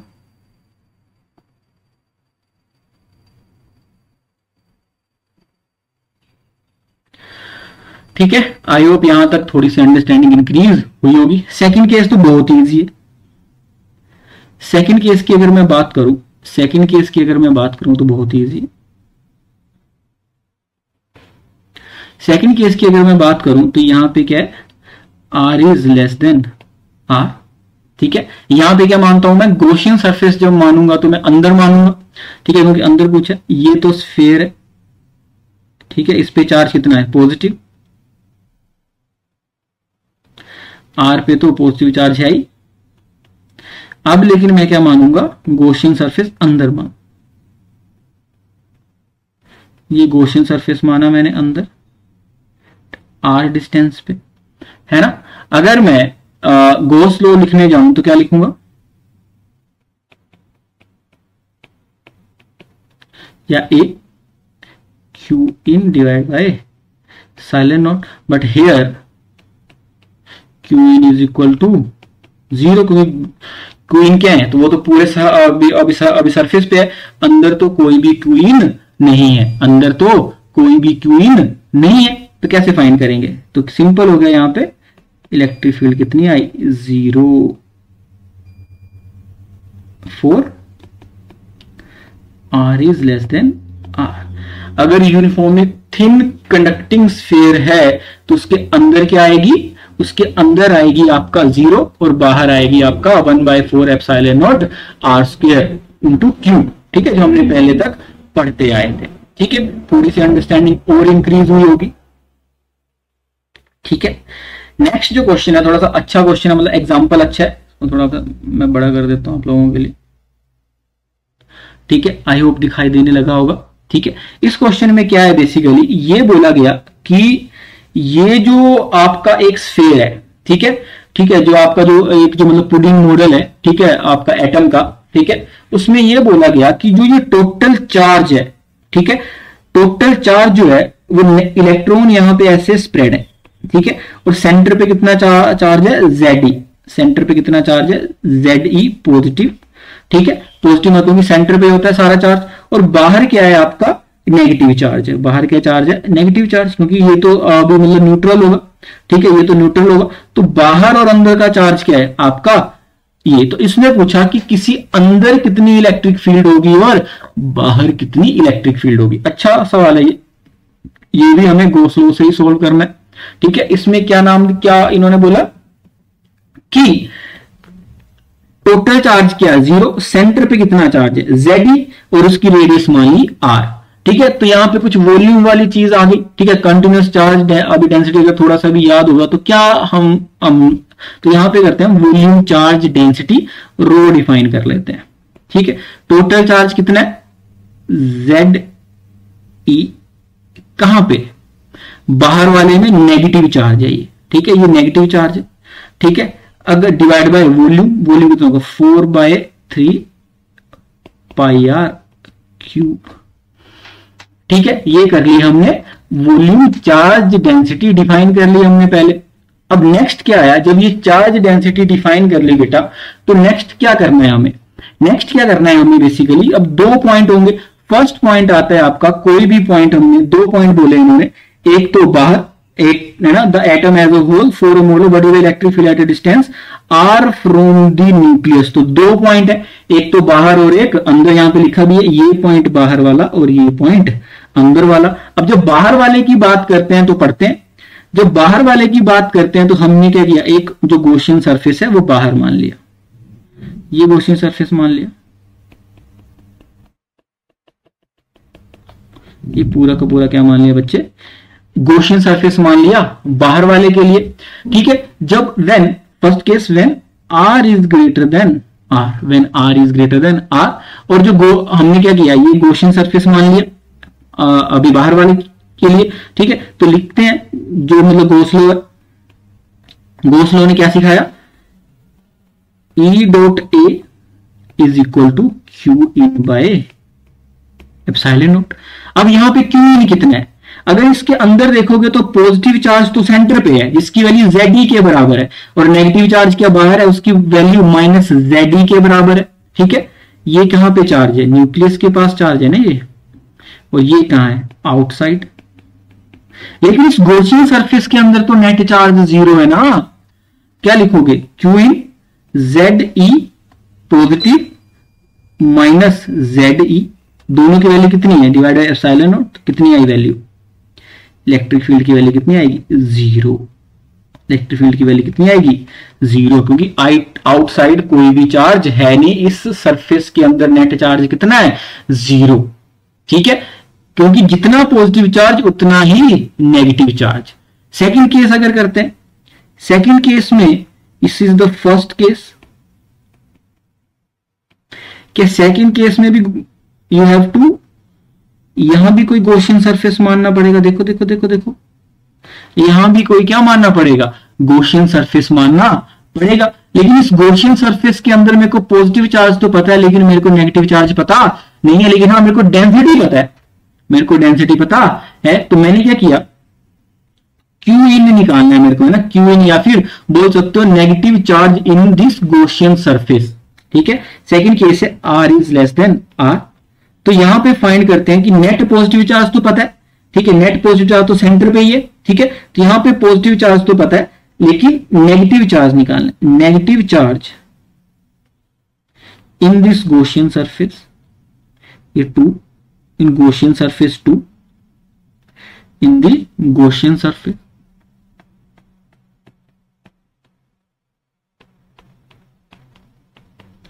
इन दी गॉसियन सरफेस कितना नेट चार्ज है।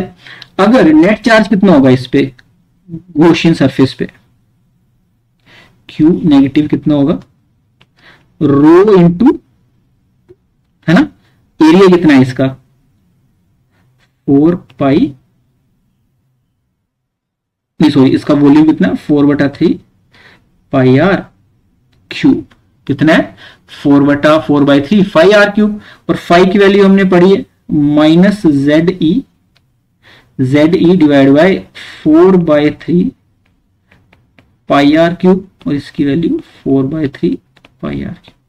तो 4 पाई से 4 पाई, 4/3 से तो क्या बचा, ये is equal to minus Z E R cube divide by, ये सिर्फ एक तरीका है जो यहां पे लिखा डेंसिटी डिफाइन करके, कि जो अंदर जो गॉसियन सरफेस माना है, अंदर जो गॉसियन सरफेस माना है, वहां पे how to calculate the charge. तो इसके अंदर नेगेटिव चार्ज कितना आया, minus Z E R cube by capital r cube. बात समझ में आई। अब क्या करते हैं, अब अंदर नेट चार्ज कितना है, क्यू इन की बात करते हैं। क्यू इन मतलब नेट कितना है, तो पॉजिटिव तो हमारे पास कितना है, जेड ई, नेगेटिव कितना है, Z E R cube bye, ये इंपॉर्टेंट है समझना, इज वेरी इंपॉर्टेंट।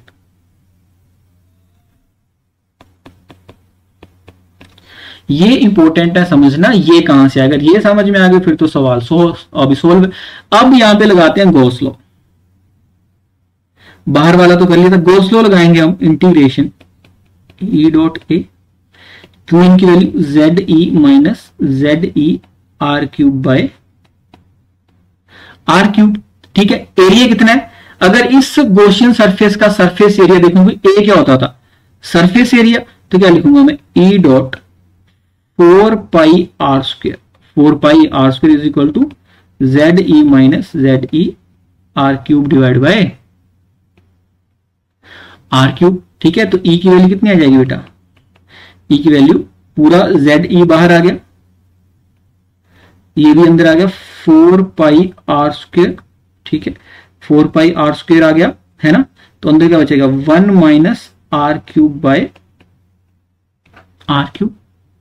ठीक है, जब इस आर स्क्वेयर को अंदर मल्टीप्लाई कर दूंगा तो क्या आएगा, z into e 4 pi 1 by r square रूप से वो अंदर क्या बचाएगा, r by are cube, r by are cube, है ना। ये आपको थोड़ा सा समझ आया होगा शायद, जहां तक मुझे लगता है ना। कुछ कैलकुलेशन मिस्टेक तो नहीं की हमने। एक मिनट चेक करता हूँ इसका आंसर, कुछ कैलकुलेशन मिस्टेक तो नहीं है यहाँ पे हमें। अगर इसको देखा जाए तो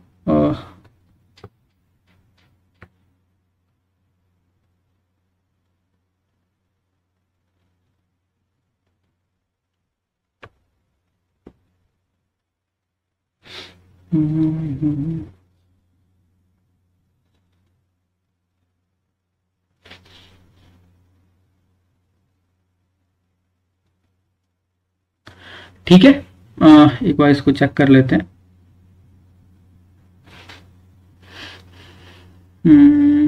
कैलकुलेशन मेरे हिसाब से तो ठीक है।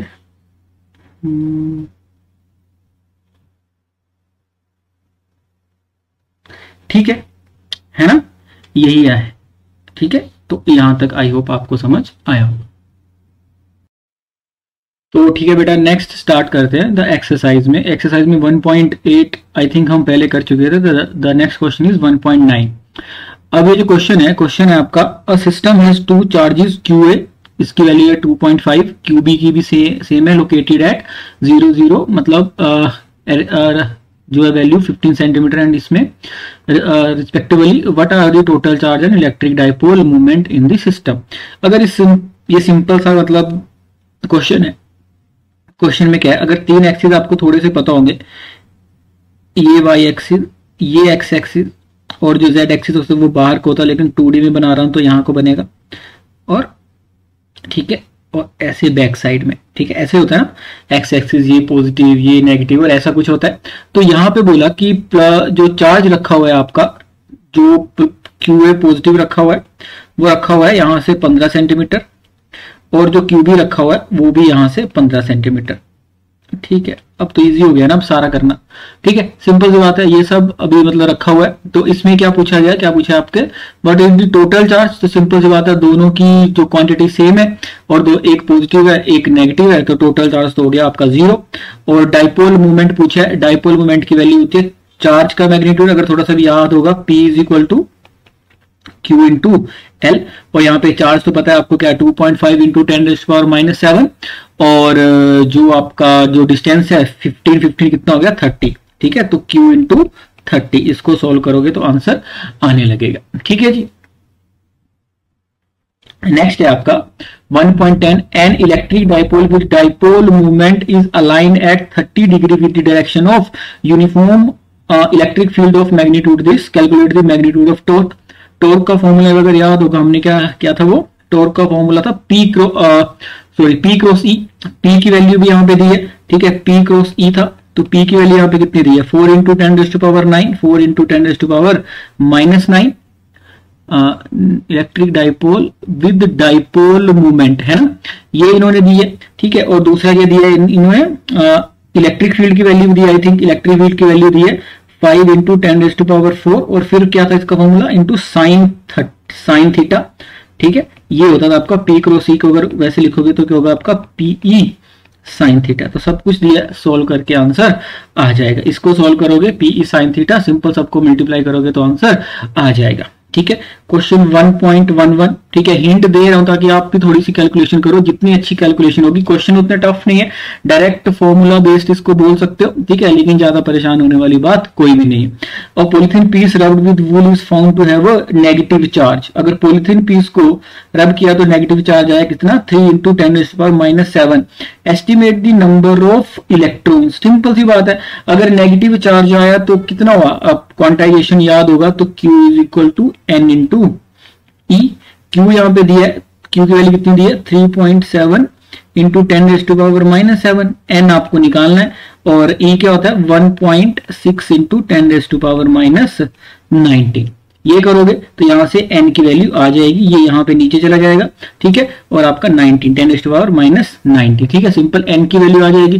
फिर नेक्स्ट इसका B पार्ट है, is there a transfer of mass from wool to polythene. Yes, हुआ ही होगा, ठीक है। अगर इलेक्ट्रॉन ट्रांसफर हुए हैं तो सिंपल सी बात है आपका मास भी ट्रांसफर हुआ होगा, why, because the mass of electron, आपको पता होगा मास ऑफ इलेक्ट्रॉन क्या होता था, थोड़ा सा भी याद होगा, 9.1 इंटू 10⁻⁻31 kg। ठीक है, तो सिंपल सी बात है, ठीक है। नेक्स्ट आते हैं आपका 1.12 पे। 1.12 पे 1.12 का जो क्वेश्चन है, क्वेश्चन दिया है इन्होंने, two insulated charged copper spheres A and B have their center separated by a distance 50 centimeter. What is the mutual force of electrostatic repulsion if the charge on each is 6.5 into 10 raised to the minus 7 coulomb? The radii of A and B are negligible compared to the distance of separation. Simple लगाना है इसमें, कौन सा लो, दोनों के बीच का जो distance है वो कितना है 50 सेंटीमीटर। तो जो फॉर्मूला अगर थोड़ा सा भी याद होगा फोर्स के होगा, अगर दोनों चार्ज सेम है तो के की वैल्यू के क्यू दोनों सेम है, Q square divide by are square. R की वैल्यू क्या है यहाँ पे, सिंपल मैं आपको सब कुछ बता देता हूँ। क्यू की वैल्यू कितनी है 6.5 into 10 raised to power minus 7, और आर की वैल्यू क्या है, आर को मीटर में कन्वर्ट कर लेना, मीटर का मतलब 50 into 10 raised to power minus 2। ठीक है, सिंपल वैल्यू पुट करोगे फोर्स की वैल्यू आ जाएगी। What is the force of repulsion if each sphere is charged double the above amount and the distance between them is half? तो simple सी बात है, क्या हो जाएगा, अगर ये तो पहले वाले का आंसर आया, दूसरे वाले में अगर आपको फोर्स निकालनी है, यहाँ पे मतलब ये n का मतलब जो नई फोर्स, तो फोर्स तो q को क्या कर दिया, डबल कर दिया, दोनों चार्जेस को डबल कर दिया, तो क्या हो जाएगा 2q इंटू 2q हो जाएगा। ठीक है, तो टोटल चार्ज कितना होगा 2q का होल स्क्वायर इंटू 2q, हाँ मतलब 2q हो जाएंगे ना, तो कितना हो जाएगा होल स्क्वायर हो जाएगा, डिवाइड बाय, अभी डिस्टेंस कितना कर दिया, हाफ कर दिया, डिस्टेंस कितना कर दिया आपका हाफ कर दिया, तो r बाय 2 का होल स्क्वायर हो जाएगा। तो ये टोटल फोर्स आएगी कितनी, तो ये 4 into 4 16 Q square by are square आएगी। तो सिंपल से मतलब है अगर चार्जेस को डबल कर दिया और डिस्टेंस को हाफ कर दिया तो फोर्स 16 टाइम इंक्रीज कर जाएगी, फोर्स आपका 16 टाइम इंक्रीज कर जाएगी। ठीक है, सिंपल है, यहाँ पे ज्यादा कुछ अभी डरने वाली बात नहीं है, ये सारे एग्जांपल में दिए हुए हैं पहले। फिर लेकर आपका जो भी फिगर है, ये figure 1.30 shows tracks of 3 charged particle in a uniform electrostatic field. Give the sign of the 3 charges. Which particle has the highest charge to mass ratio? Highest charge to mass ratio. ठीक है जी, simple सी बात है कि अगर charge particles का सबसे पहले तो साइन निकालना है, चार्ज पार्टिकल्स का सबसे पहले साइन निकालोगे तो क्या है, इलेक्ट्रिक फील्ड की डायरेक्शन क्या होगी, इलेक्ट्रिक फील्ड की डायरेक्शन होती है पॉजिटिव टू नेगेटिव, तो इलेक्ट्रिक फील्ड की डायरेक्शन तो हो जाएगी ये, है ना, अगर थोड़ा सा भी याद होगा तो इलेक्ट्रिक फील्ड की डायरेक्शन या तो पॉजिटिव से निकलती है और नेगेटिव में। ठीक है, तो बोला कि कौन से चार्जेस, हमने सीखा भी था कि इलेक्ट्रिक फील्ड की डायरेक्शन में मूव करेगा कौन, पॉजिटिव चार्ज, और उसके अपोजिट कौन मूव करेगा, नेगेटिव चार्ज। तो 1 और 2 क्या होंगे आपके, नेगेटिव होंगे, है ना, और जो आपका 3 होगा वो क्या होगा, पॉजिटिव होगा। वो समझ भी आ रहा है कि ये पॉजिटिव और ये नेगेटिव अट्रैक्ट करेंगे, ये नेगेटिव और ये पॉजिटिव अट्रैक्ट करेंगे। ठीक है, अब ये पूछा कि सबसे which particles have the highest charge to mass ratio. Charge to mass ratio की अगर बात करते हैं, अगर फॉर एग्जांपल इसका चार्ज मान लिया पहले वाले का Q1 M1, लगा Q2 ये M2, और ये मान लिया Q3 M3। ठीक है, अगर मैं सबसे पहले वाले पे फोर्स लिखने जाऊं, इलेक्ट्रिक फील्ड तो यूनिफॉर्म है, हो गया E।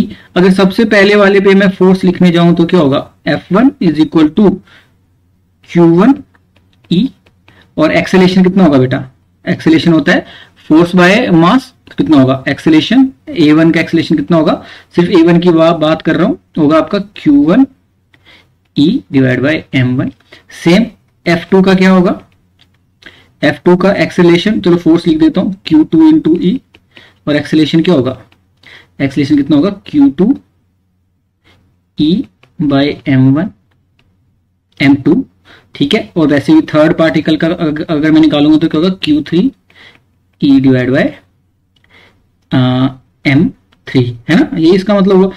अब सबसे ज्यादा डिफ्लेक्ट कौन होगा, सबसे ज्यादा डिफ्लेक्ट होगा कौन, जिसकी सबसे ज्यादा एक्सेलरेशन होगी, और सबसे ज्यादा एक्सेलरेशन किसकी होगी, क्योंकि E तो सब में कांस्टेंट है, ये तो सब में कांस्टेंट है। तो पूछा कि चार्ज टू मास रेशियो, तो जिसकी चार्ज टू मास रेशियो सबसे ज्यादा एक्सेलरेशन होगी किसकी, यहाँ पे अगर यहाँ पे सबसे ज्यादा अभी डिफ्लेक्ट हो रहा है तो मतलब A3 की एक्सेलरेशन सबसे ज्यादा है, उसके बाद A1 की एक्सेलेरेशन सबसे ज्यादा है और सबसे कम डिफ्लेक्ट हो रहा है A2।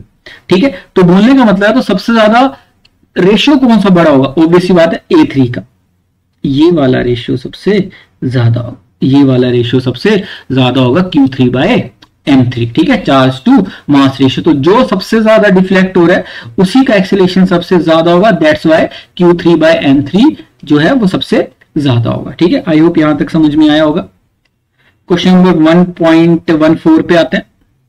इस पे है कंसीडर यूनिफॉर्म इलेक्ट्रिक फील्ड दिए, what is the flux of this field through a square of 10 centimetre on a side whose plane is parallel to YZ plane। ठीक है, सिंपल सी बात है। इस क्वेश्चन को अगर समझोगे तो अगर 1.14 की बात कर रहा हूं मैं फिलहाल, 1.14 की बात कर रहा हूं मैं फिलहाल, ठीक है, 1.14 पे क्या है, उन्होंने बोला कि इलेक्ट्रिक फील्ड कैसे जा रही है बेटा, इस डायरेक्शन में जा रही है, और उस इलेक्ट्रिक फील्ड की वैल्यू कितनी है, इलेक्ट्रिक फील्ड की वैल्यू है 3 × 10⁻³ तो मुझे पता कैसे चल रहा है ये इस डायरेक्शन में जा रही है, क्योंकि यहां पे लिखा है आई जो है वो दिखा रहा है कि अलोंग एक्स, आई जे कैप अगर याद होगा, आई होता है एक्स के अलोंग, वाई होता है जे और के होता है जेड। ठीक है, अब वाई जेड प्लेन क्या है, वाई जेड प्लेन अगर इसको नहीं समझ में आता वो कुछ ऐसा वाला प्लेन, ये वाला प्लेन। ठीक है, बोलने का मतलब है कि ये वाला जो मेरा हाथ है ये वाई जेड प्लेन है और यहां से इलेक्ट्रिक फील्ड पास कर रही है, तो सिंपल सी बात है जब इलेक्ट्रिक फील्ड पास कर रही है तो फ्लक्स क्या होगा, ये जो स्क्वायर है, इस स्क्वायर की अब लेंथ कितनी है, ठीक है, साइड कितनी है इसकी 10 सेंटीमीटर, तो क्या एरिया निकाल पाऊंगा, एंगल कितना होगा दोनों के बीच में, थीटा कितना होगा दोनों के बीच में, 0, क्योंकि सेम ही उसमें है। ठीक है, तो क्या होगा, फ्लक्स की वैल्यू कितनी होगी, दोनों को मल्टीप्लाई कर दो, 3 × E ए क्या होगा A², तो इसको पहले मीटर में कन्वर्ट करना है, ये cos 0 हो गया 1। ठीक है, ये E है, ये A है, एरिया ऑफ स्क्वायर। ठीक है, क्योंकि साइड का स्क्वायर होता है ना, तो A² इसलिए लिखा, A² इसलिए लिखा।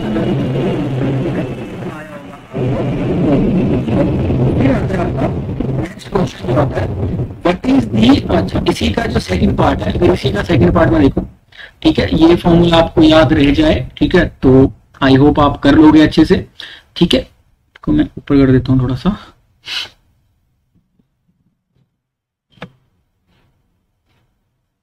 चलिए इस साइड कर देता हूं फिलहाल।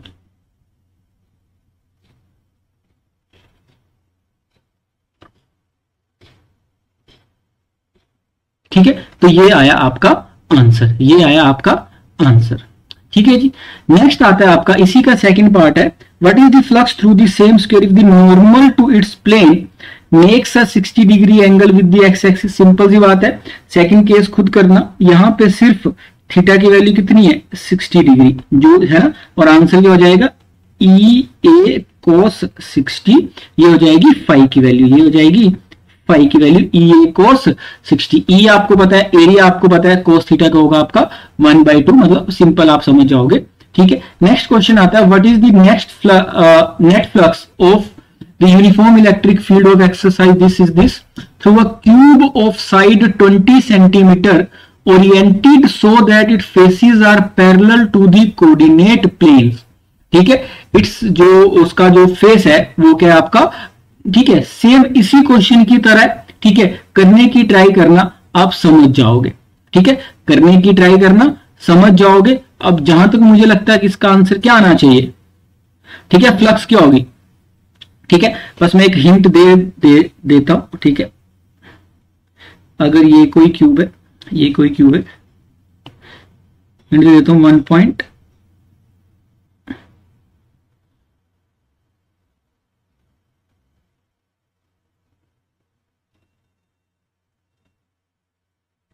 ठीक है, तो ये जो फेस है ये किसके कहां पे है, ठीक है, ये जो क्यूब है एक साइड से मैं इलेक्ट्रिक फ्लक्स जाएगा और एक साइड से निकलेगा। ठीक है, आंसर आएगा इसका 0, आंसर आएगा इसका 0। ठीक है, क्यों आएगा, क्योंकि यहां पे अगर इस क्योंकि एक ही एक्सिस में जा रही है तो जितनी एंटर करेगी उतनी ही निकल जाएगी, तो नेट फ्लक्स कितनी आएगी 0। लेकिन जब आंसर लिखना हो तो कैसे लिखोगे, जब इस फर्स्ट फेस के लिए लिखोगे तो फर्स्ट फेस के लिए एंगल क्या होगा 180। ठीक है, हिंट दे रहा हूं बस, और सेकंड केस के लिए अभी एंगल क्या होगा, 0। ठीक है, तो नेट फ्लक्स कितनी आएगी, 0 आएगी। ठीक है जी, नेक्स्ट क्वेश्चन, नेक्स्ट आता है नेक्स्ट आता है आपका 1.16। नेक्स्ट आता है आपका 1.16। ठीक है जी, अब ये जो 1.16 है, इसको अगर मैं पढ़ता हूं, the careful measurement of electric field, इसको मैं हटा दे रहा हूं। ठीक है, इसमें भी हिंट देके आगे बढ़ेंगे। Careful measurement of the electric field at the surface of a black box indicate that the net outward flux through the surface of the box is this. ठीक है, अब नेट क्या दे दिया इसने, फ्लक्स दे दिया। नेट क्या दे दिया बेटा, फ्लक्स दे दिया। किसी भी बॉक्स से नेट फ्लक्स कितना है, नेट फ्लक्स दे दिया आपका 8 × 10⁻³ newton metre square plus coulomb. ठीक है, ये नेट फ्लक्स दिया।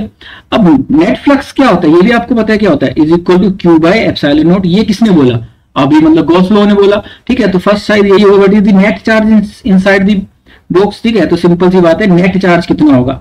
ठीक है, इसको यहां ले जाओगे और आपको Q जो मिलेगा वो Q इन नेट चार्ज मिल जाएगा। सिंपल सी बात है। सेकंड पार्ट में क्या पूछा है, सेकंड पार्ट में क्या पूछा है, बी पार्ट में, if the net outward flux through the surface of the box were zero, could you conclude that there were no charges inside the box? अगर इलेक्ट्रिक फ्लक्स 0 है, अगर इलेक्ट्रिक फ्लक्स 0 है net, ठीक है, तो ये होने के लिए 0 के लिए क्या होना पड़ेगा, Q इनको 0 होना पड़ेगा। लेकिन अंदर कोई, तो बोला ये Q इन था क्या, Q was the net charge. क्या था ये, नेट चार्ज।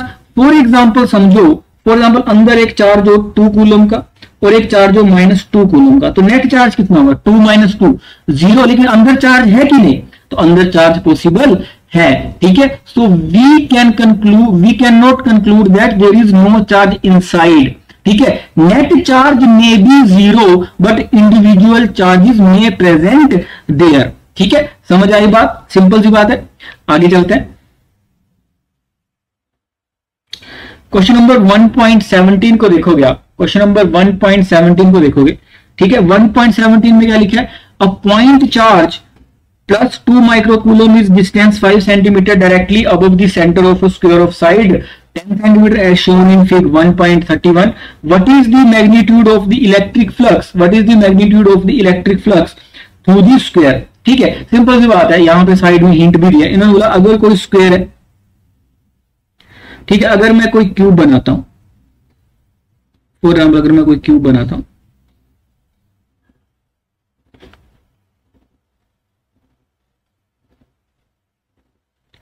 अगर मैं कोई क्यूब बनाता हूं,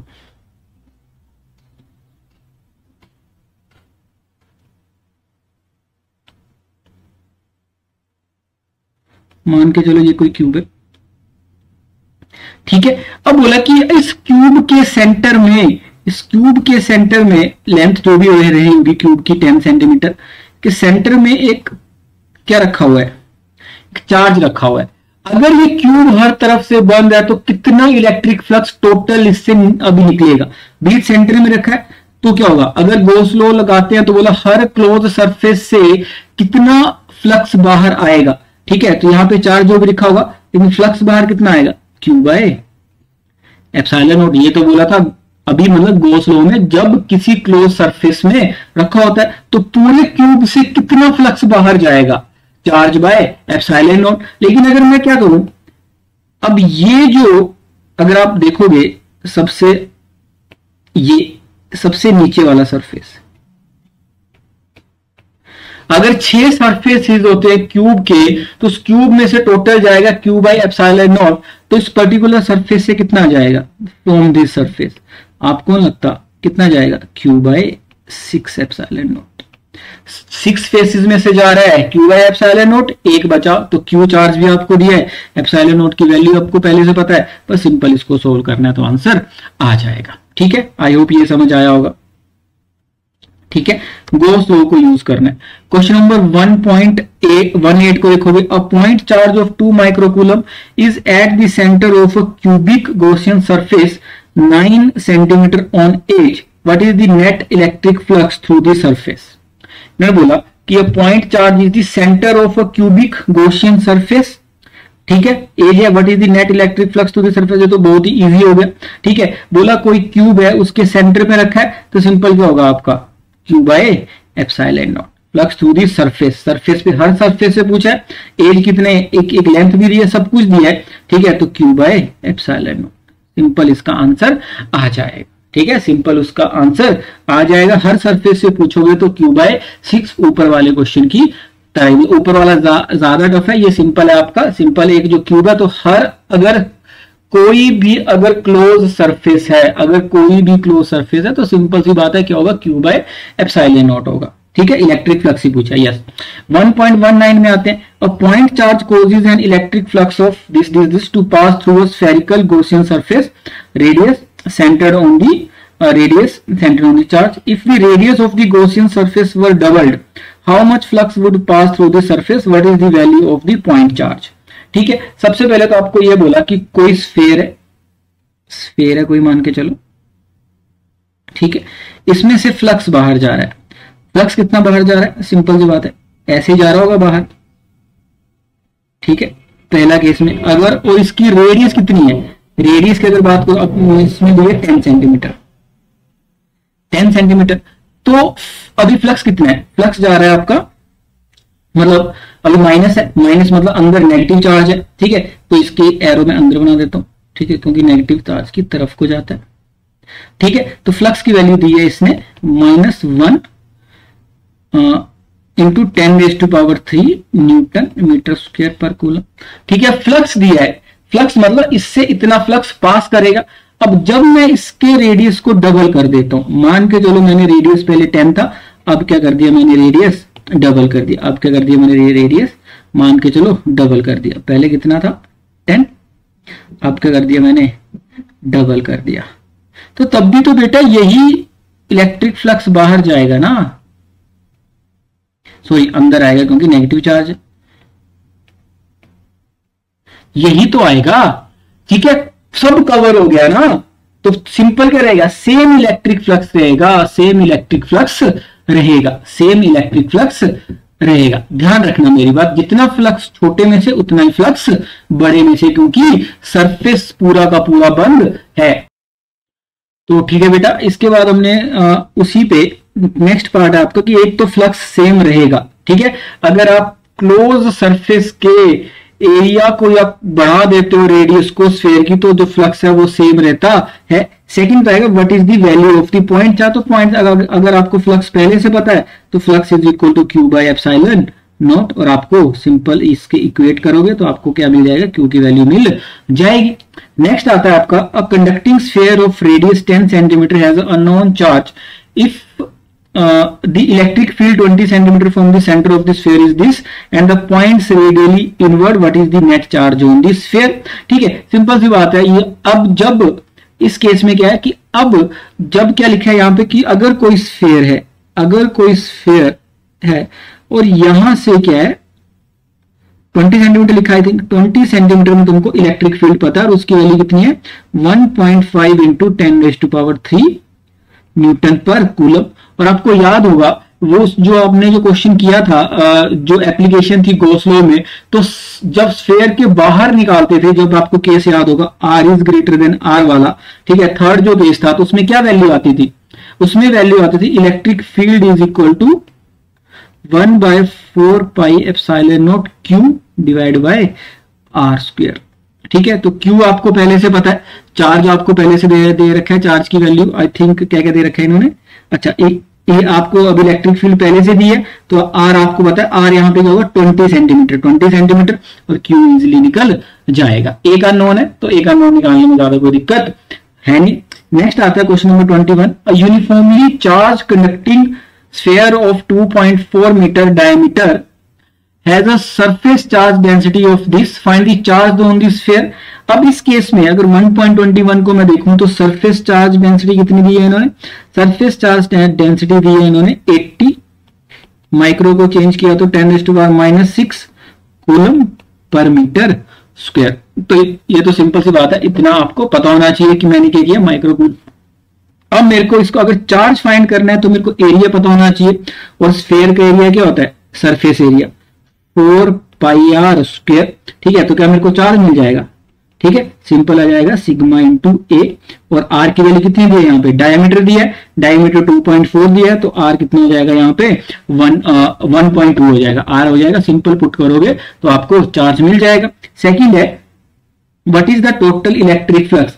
इलेक्ट्रिक फ्लक्स सिंपल सी बात है, आपको चार्ज मिल गया, चार्ज मिल गया तो फ्लक्स क्या हो जाएगा, Q बाय एप्सिलॉन नॉट, और आपको Q पता है सिग्मा इंटू ए होता है, सिग्मा इंटू ए होता है। ठीक है, तो ये था आपका क्वेश्चन नंबर 1.2। ठीक है, अब आता है आपका क्वेश्चन नंबर 1.22। 1.22 में क्या लिखा है इन्होंने, क्या पूछा है, इन infinite line charge produces a field. ठीक है, इलेक्ट्रिक फील्ड पहले लिए eight a distance of 2 centimetre, calculate the linear charge density.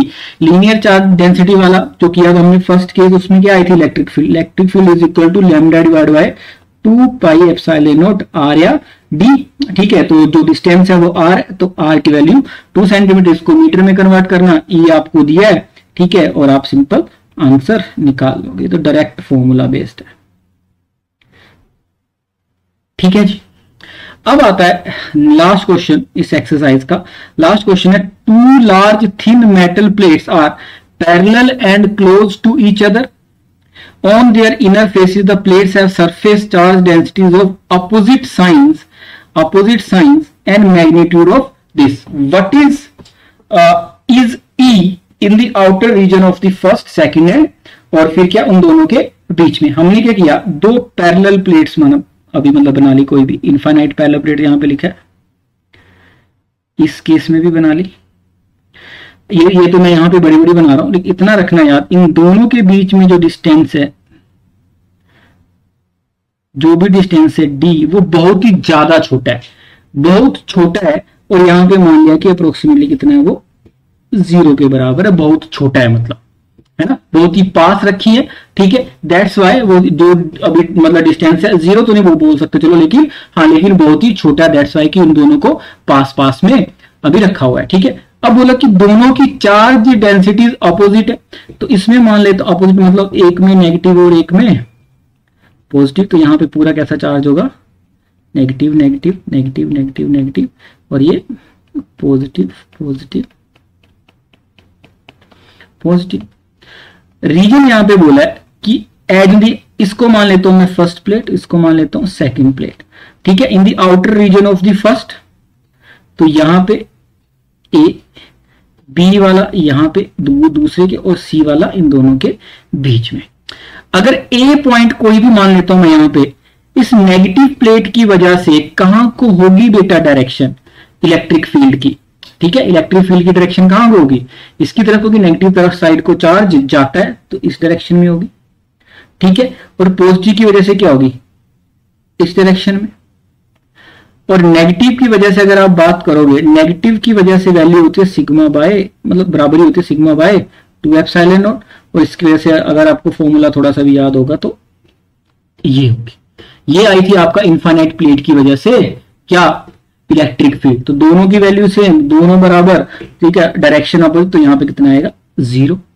Same वहां पे जाओगे तो पॉजिटिव की वजह से इस डायरेक्शन में, और नेगेटिव की वजह से इस डायरेक्शन में, वैल्यू दोनों की same, sigma by 2 epsilon naught, और इसकी वजह से सिग्मा बाय, तो नेट डायरेक्शन अपोजिट कितना आया 0। कितना आया बेटा 0, मतलब ए और बी पोर्शन क्या है आपका सेम सेम है। ठीक है, थर्ड रीजन में पूछा, थर्ड रीजन में बिटवीन दी प्लेट्स, इस नेगेटिव की वजह से कहां को होगी डायरेक्शन, इस डायरेक्शन में, और पॉजिटिव की वजह से कि बी क्या होगी, इसी डायरेक्शन में।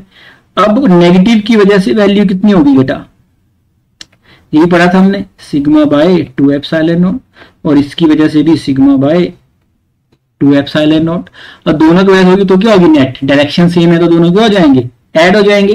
तो इलेक्ट्रिक फील्ड है सी पॉइंट पे, सी इस पे कितनी आएगी, sigma by 2 epsilon not plus sigma by 2 epsilon not, इसकी आएगा सिग्मा बाय एप्सिलॉन नॉट आएगी, इसकी वैल्यू है ना, सिग्मा बाय एप्सिलॉन नॉट आएगी। और सिग्मा की वैल्यू आपको पहले से पता है, इन्होंने क्वेश्चन में कुछ ना कुछ तो पक्का दिया है, ठीक है। क्वेश्चन में इसकी वैल्यू कितनी दी है, 17 इंटू 10⁻⁻22, 17 इंटू 10⁻⁻22, एप्सिलॉन नॉट की वैल्यू पता है 8.85 इंटू 10⁻12, ये आपको पहले से पता है, और यही आपका आंसर है। सोल्व करोगे आंसर मिल जाएगा, ठीक है। तो दोनों के साइड में कितनी आएगी इलेक्ट्रिक फील्ड, 0 आएगी, ठीक है। लेकिन बीच में क्या हो जाएगी, सिग्मा बाय एप्सिलॉन नॉट, बीच में कितनी हो जाएगी, सिग्मा बाय एप्सिलॉन नॉट, ठीक है जी।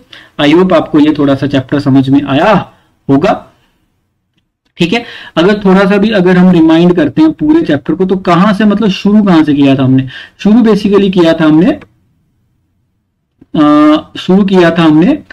जो आपका चार्ज की स्टडी की। सबसे पहले हमने चार्ज की स्टडी की पूरी अच्छे से, कि चार्ज कैसा होता है, चार्ज की क्या क्या प्रॉपर्टीज होती हैं, उसके बारे में बात करी हमने। फिर हम जब चार्ज को स्टडी कर लिया हमने अच्छे से, तो फिर कहां पे आए बेटा हम, फिर हमने स्टडी करना स्टार्ट किया आपका क्या, फिर हमने की बेसिक क्या क्या प्रॉपर्टीज होती है, ठीक है, वो सब किया। फिर धीरे धीरे हमने क्या किया, अभी मतलब जो फोर्स है, फोर्स निकालने के बारे में बात करी। फिर जब फोर्स निकाल लिया, जो भी मतलब कूलम लॉ को अच्छे से पढ़ लिया, फिर उसी चीज को अंडरस्टैंड करने के लिए हमने किस चीज पे फोकस किया, उसी चीज को अंडरस्टैंड अच्छे से, मतलब उस चीज को आसान करने के लिए एक और नया कंसेप्ट आया, वो पढ़ा हमने इलेक्ट्रिक फील्ड की फॉर्म में, ठीक है। फिर इलेक्ट्रिक फील्ड जब समझ में आ गए, then we have started the concept of electric flux, ठीक है। And then in same way find the electric field in axis and in vertical plane of the dipoles, ठीक है। and after that the Gauss law and applications of Gauss law, ठीक है। तो basically हमने क्या सीखा इस पूरे चैप्टर में, इलेक्ट्रिक फील्ड निकालना सीखा डिफरेंट तरीके से, लेकिन बेसिक कंसेप्चुअल क्लैरिटी होनी पक्का अभी मतलब जरूरी है, क्योंकि क्या है कि इसका पूरे चैप्टर का बेसिक मतलब ही क्या था कि इलेक्ट्रिक फील्ड या फिर उससे रिलेटेड जो स्टार्टिंग का कॉन्सेप्ट था फोर्स निकालने पे फोकस करना है, ठीक है। Okay, so thank you so much, take care, अपना ध्यान रखो, ओके।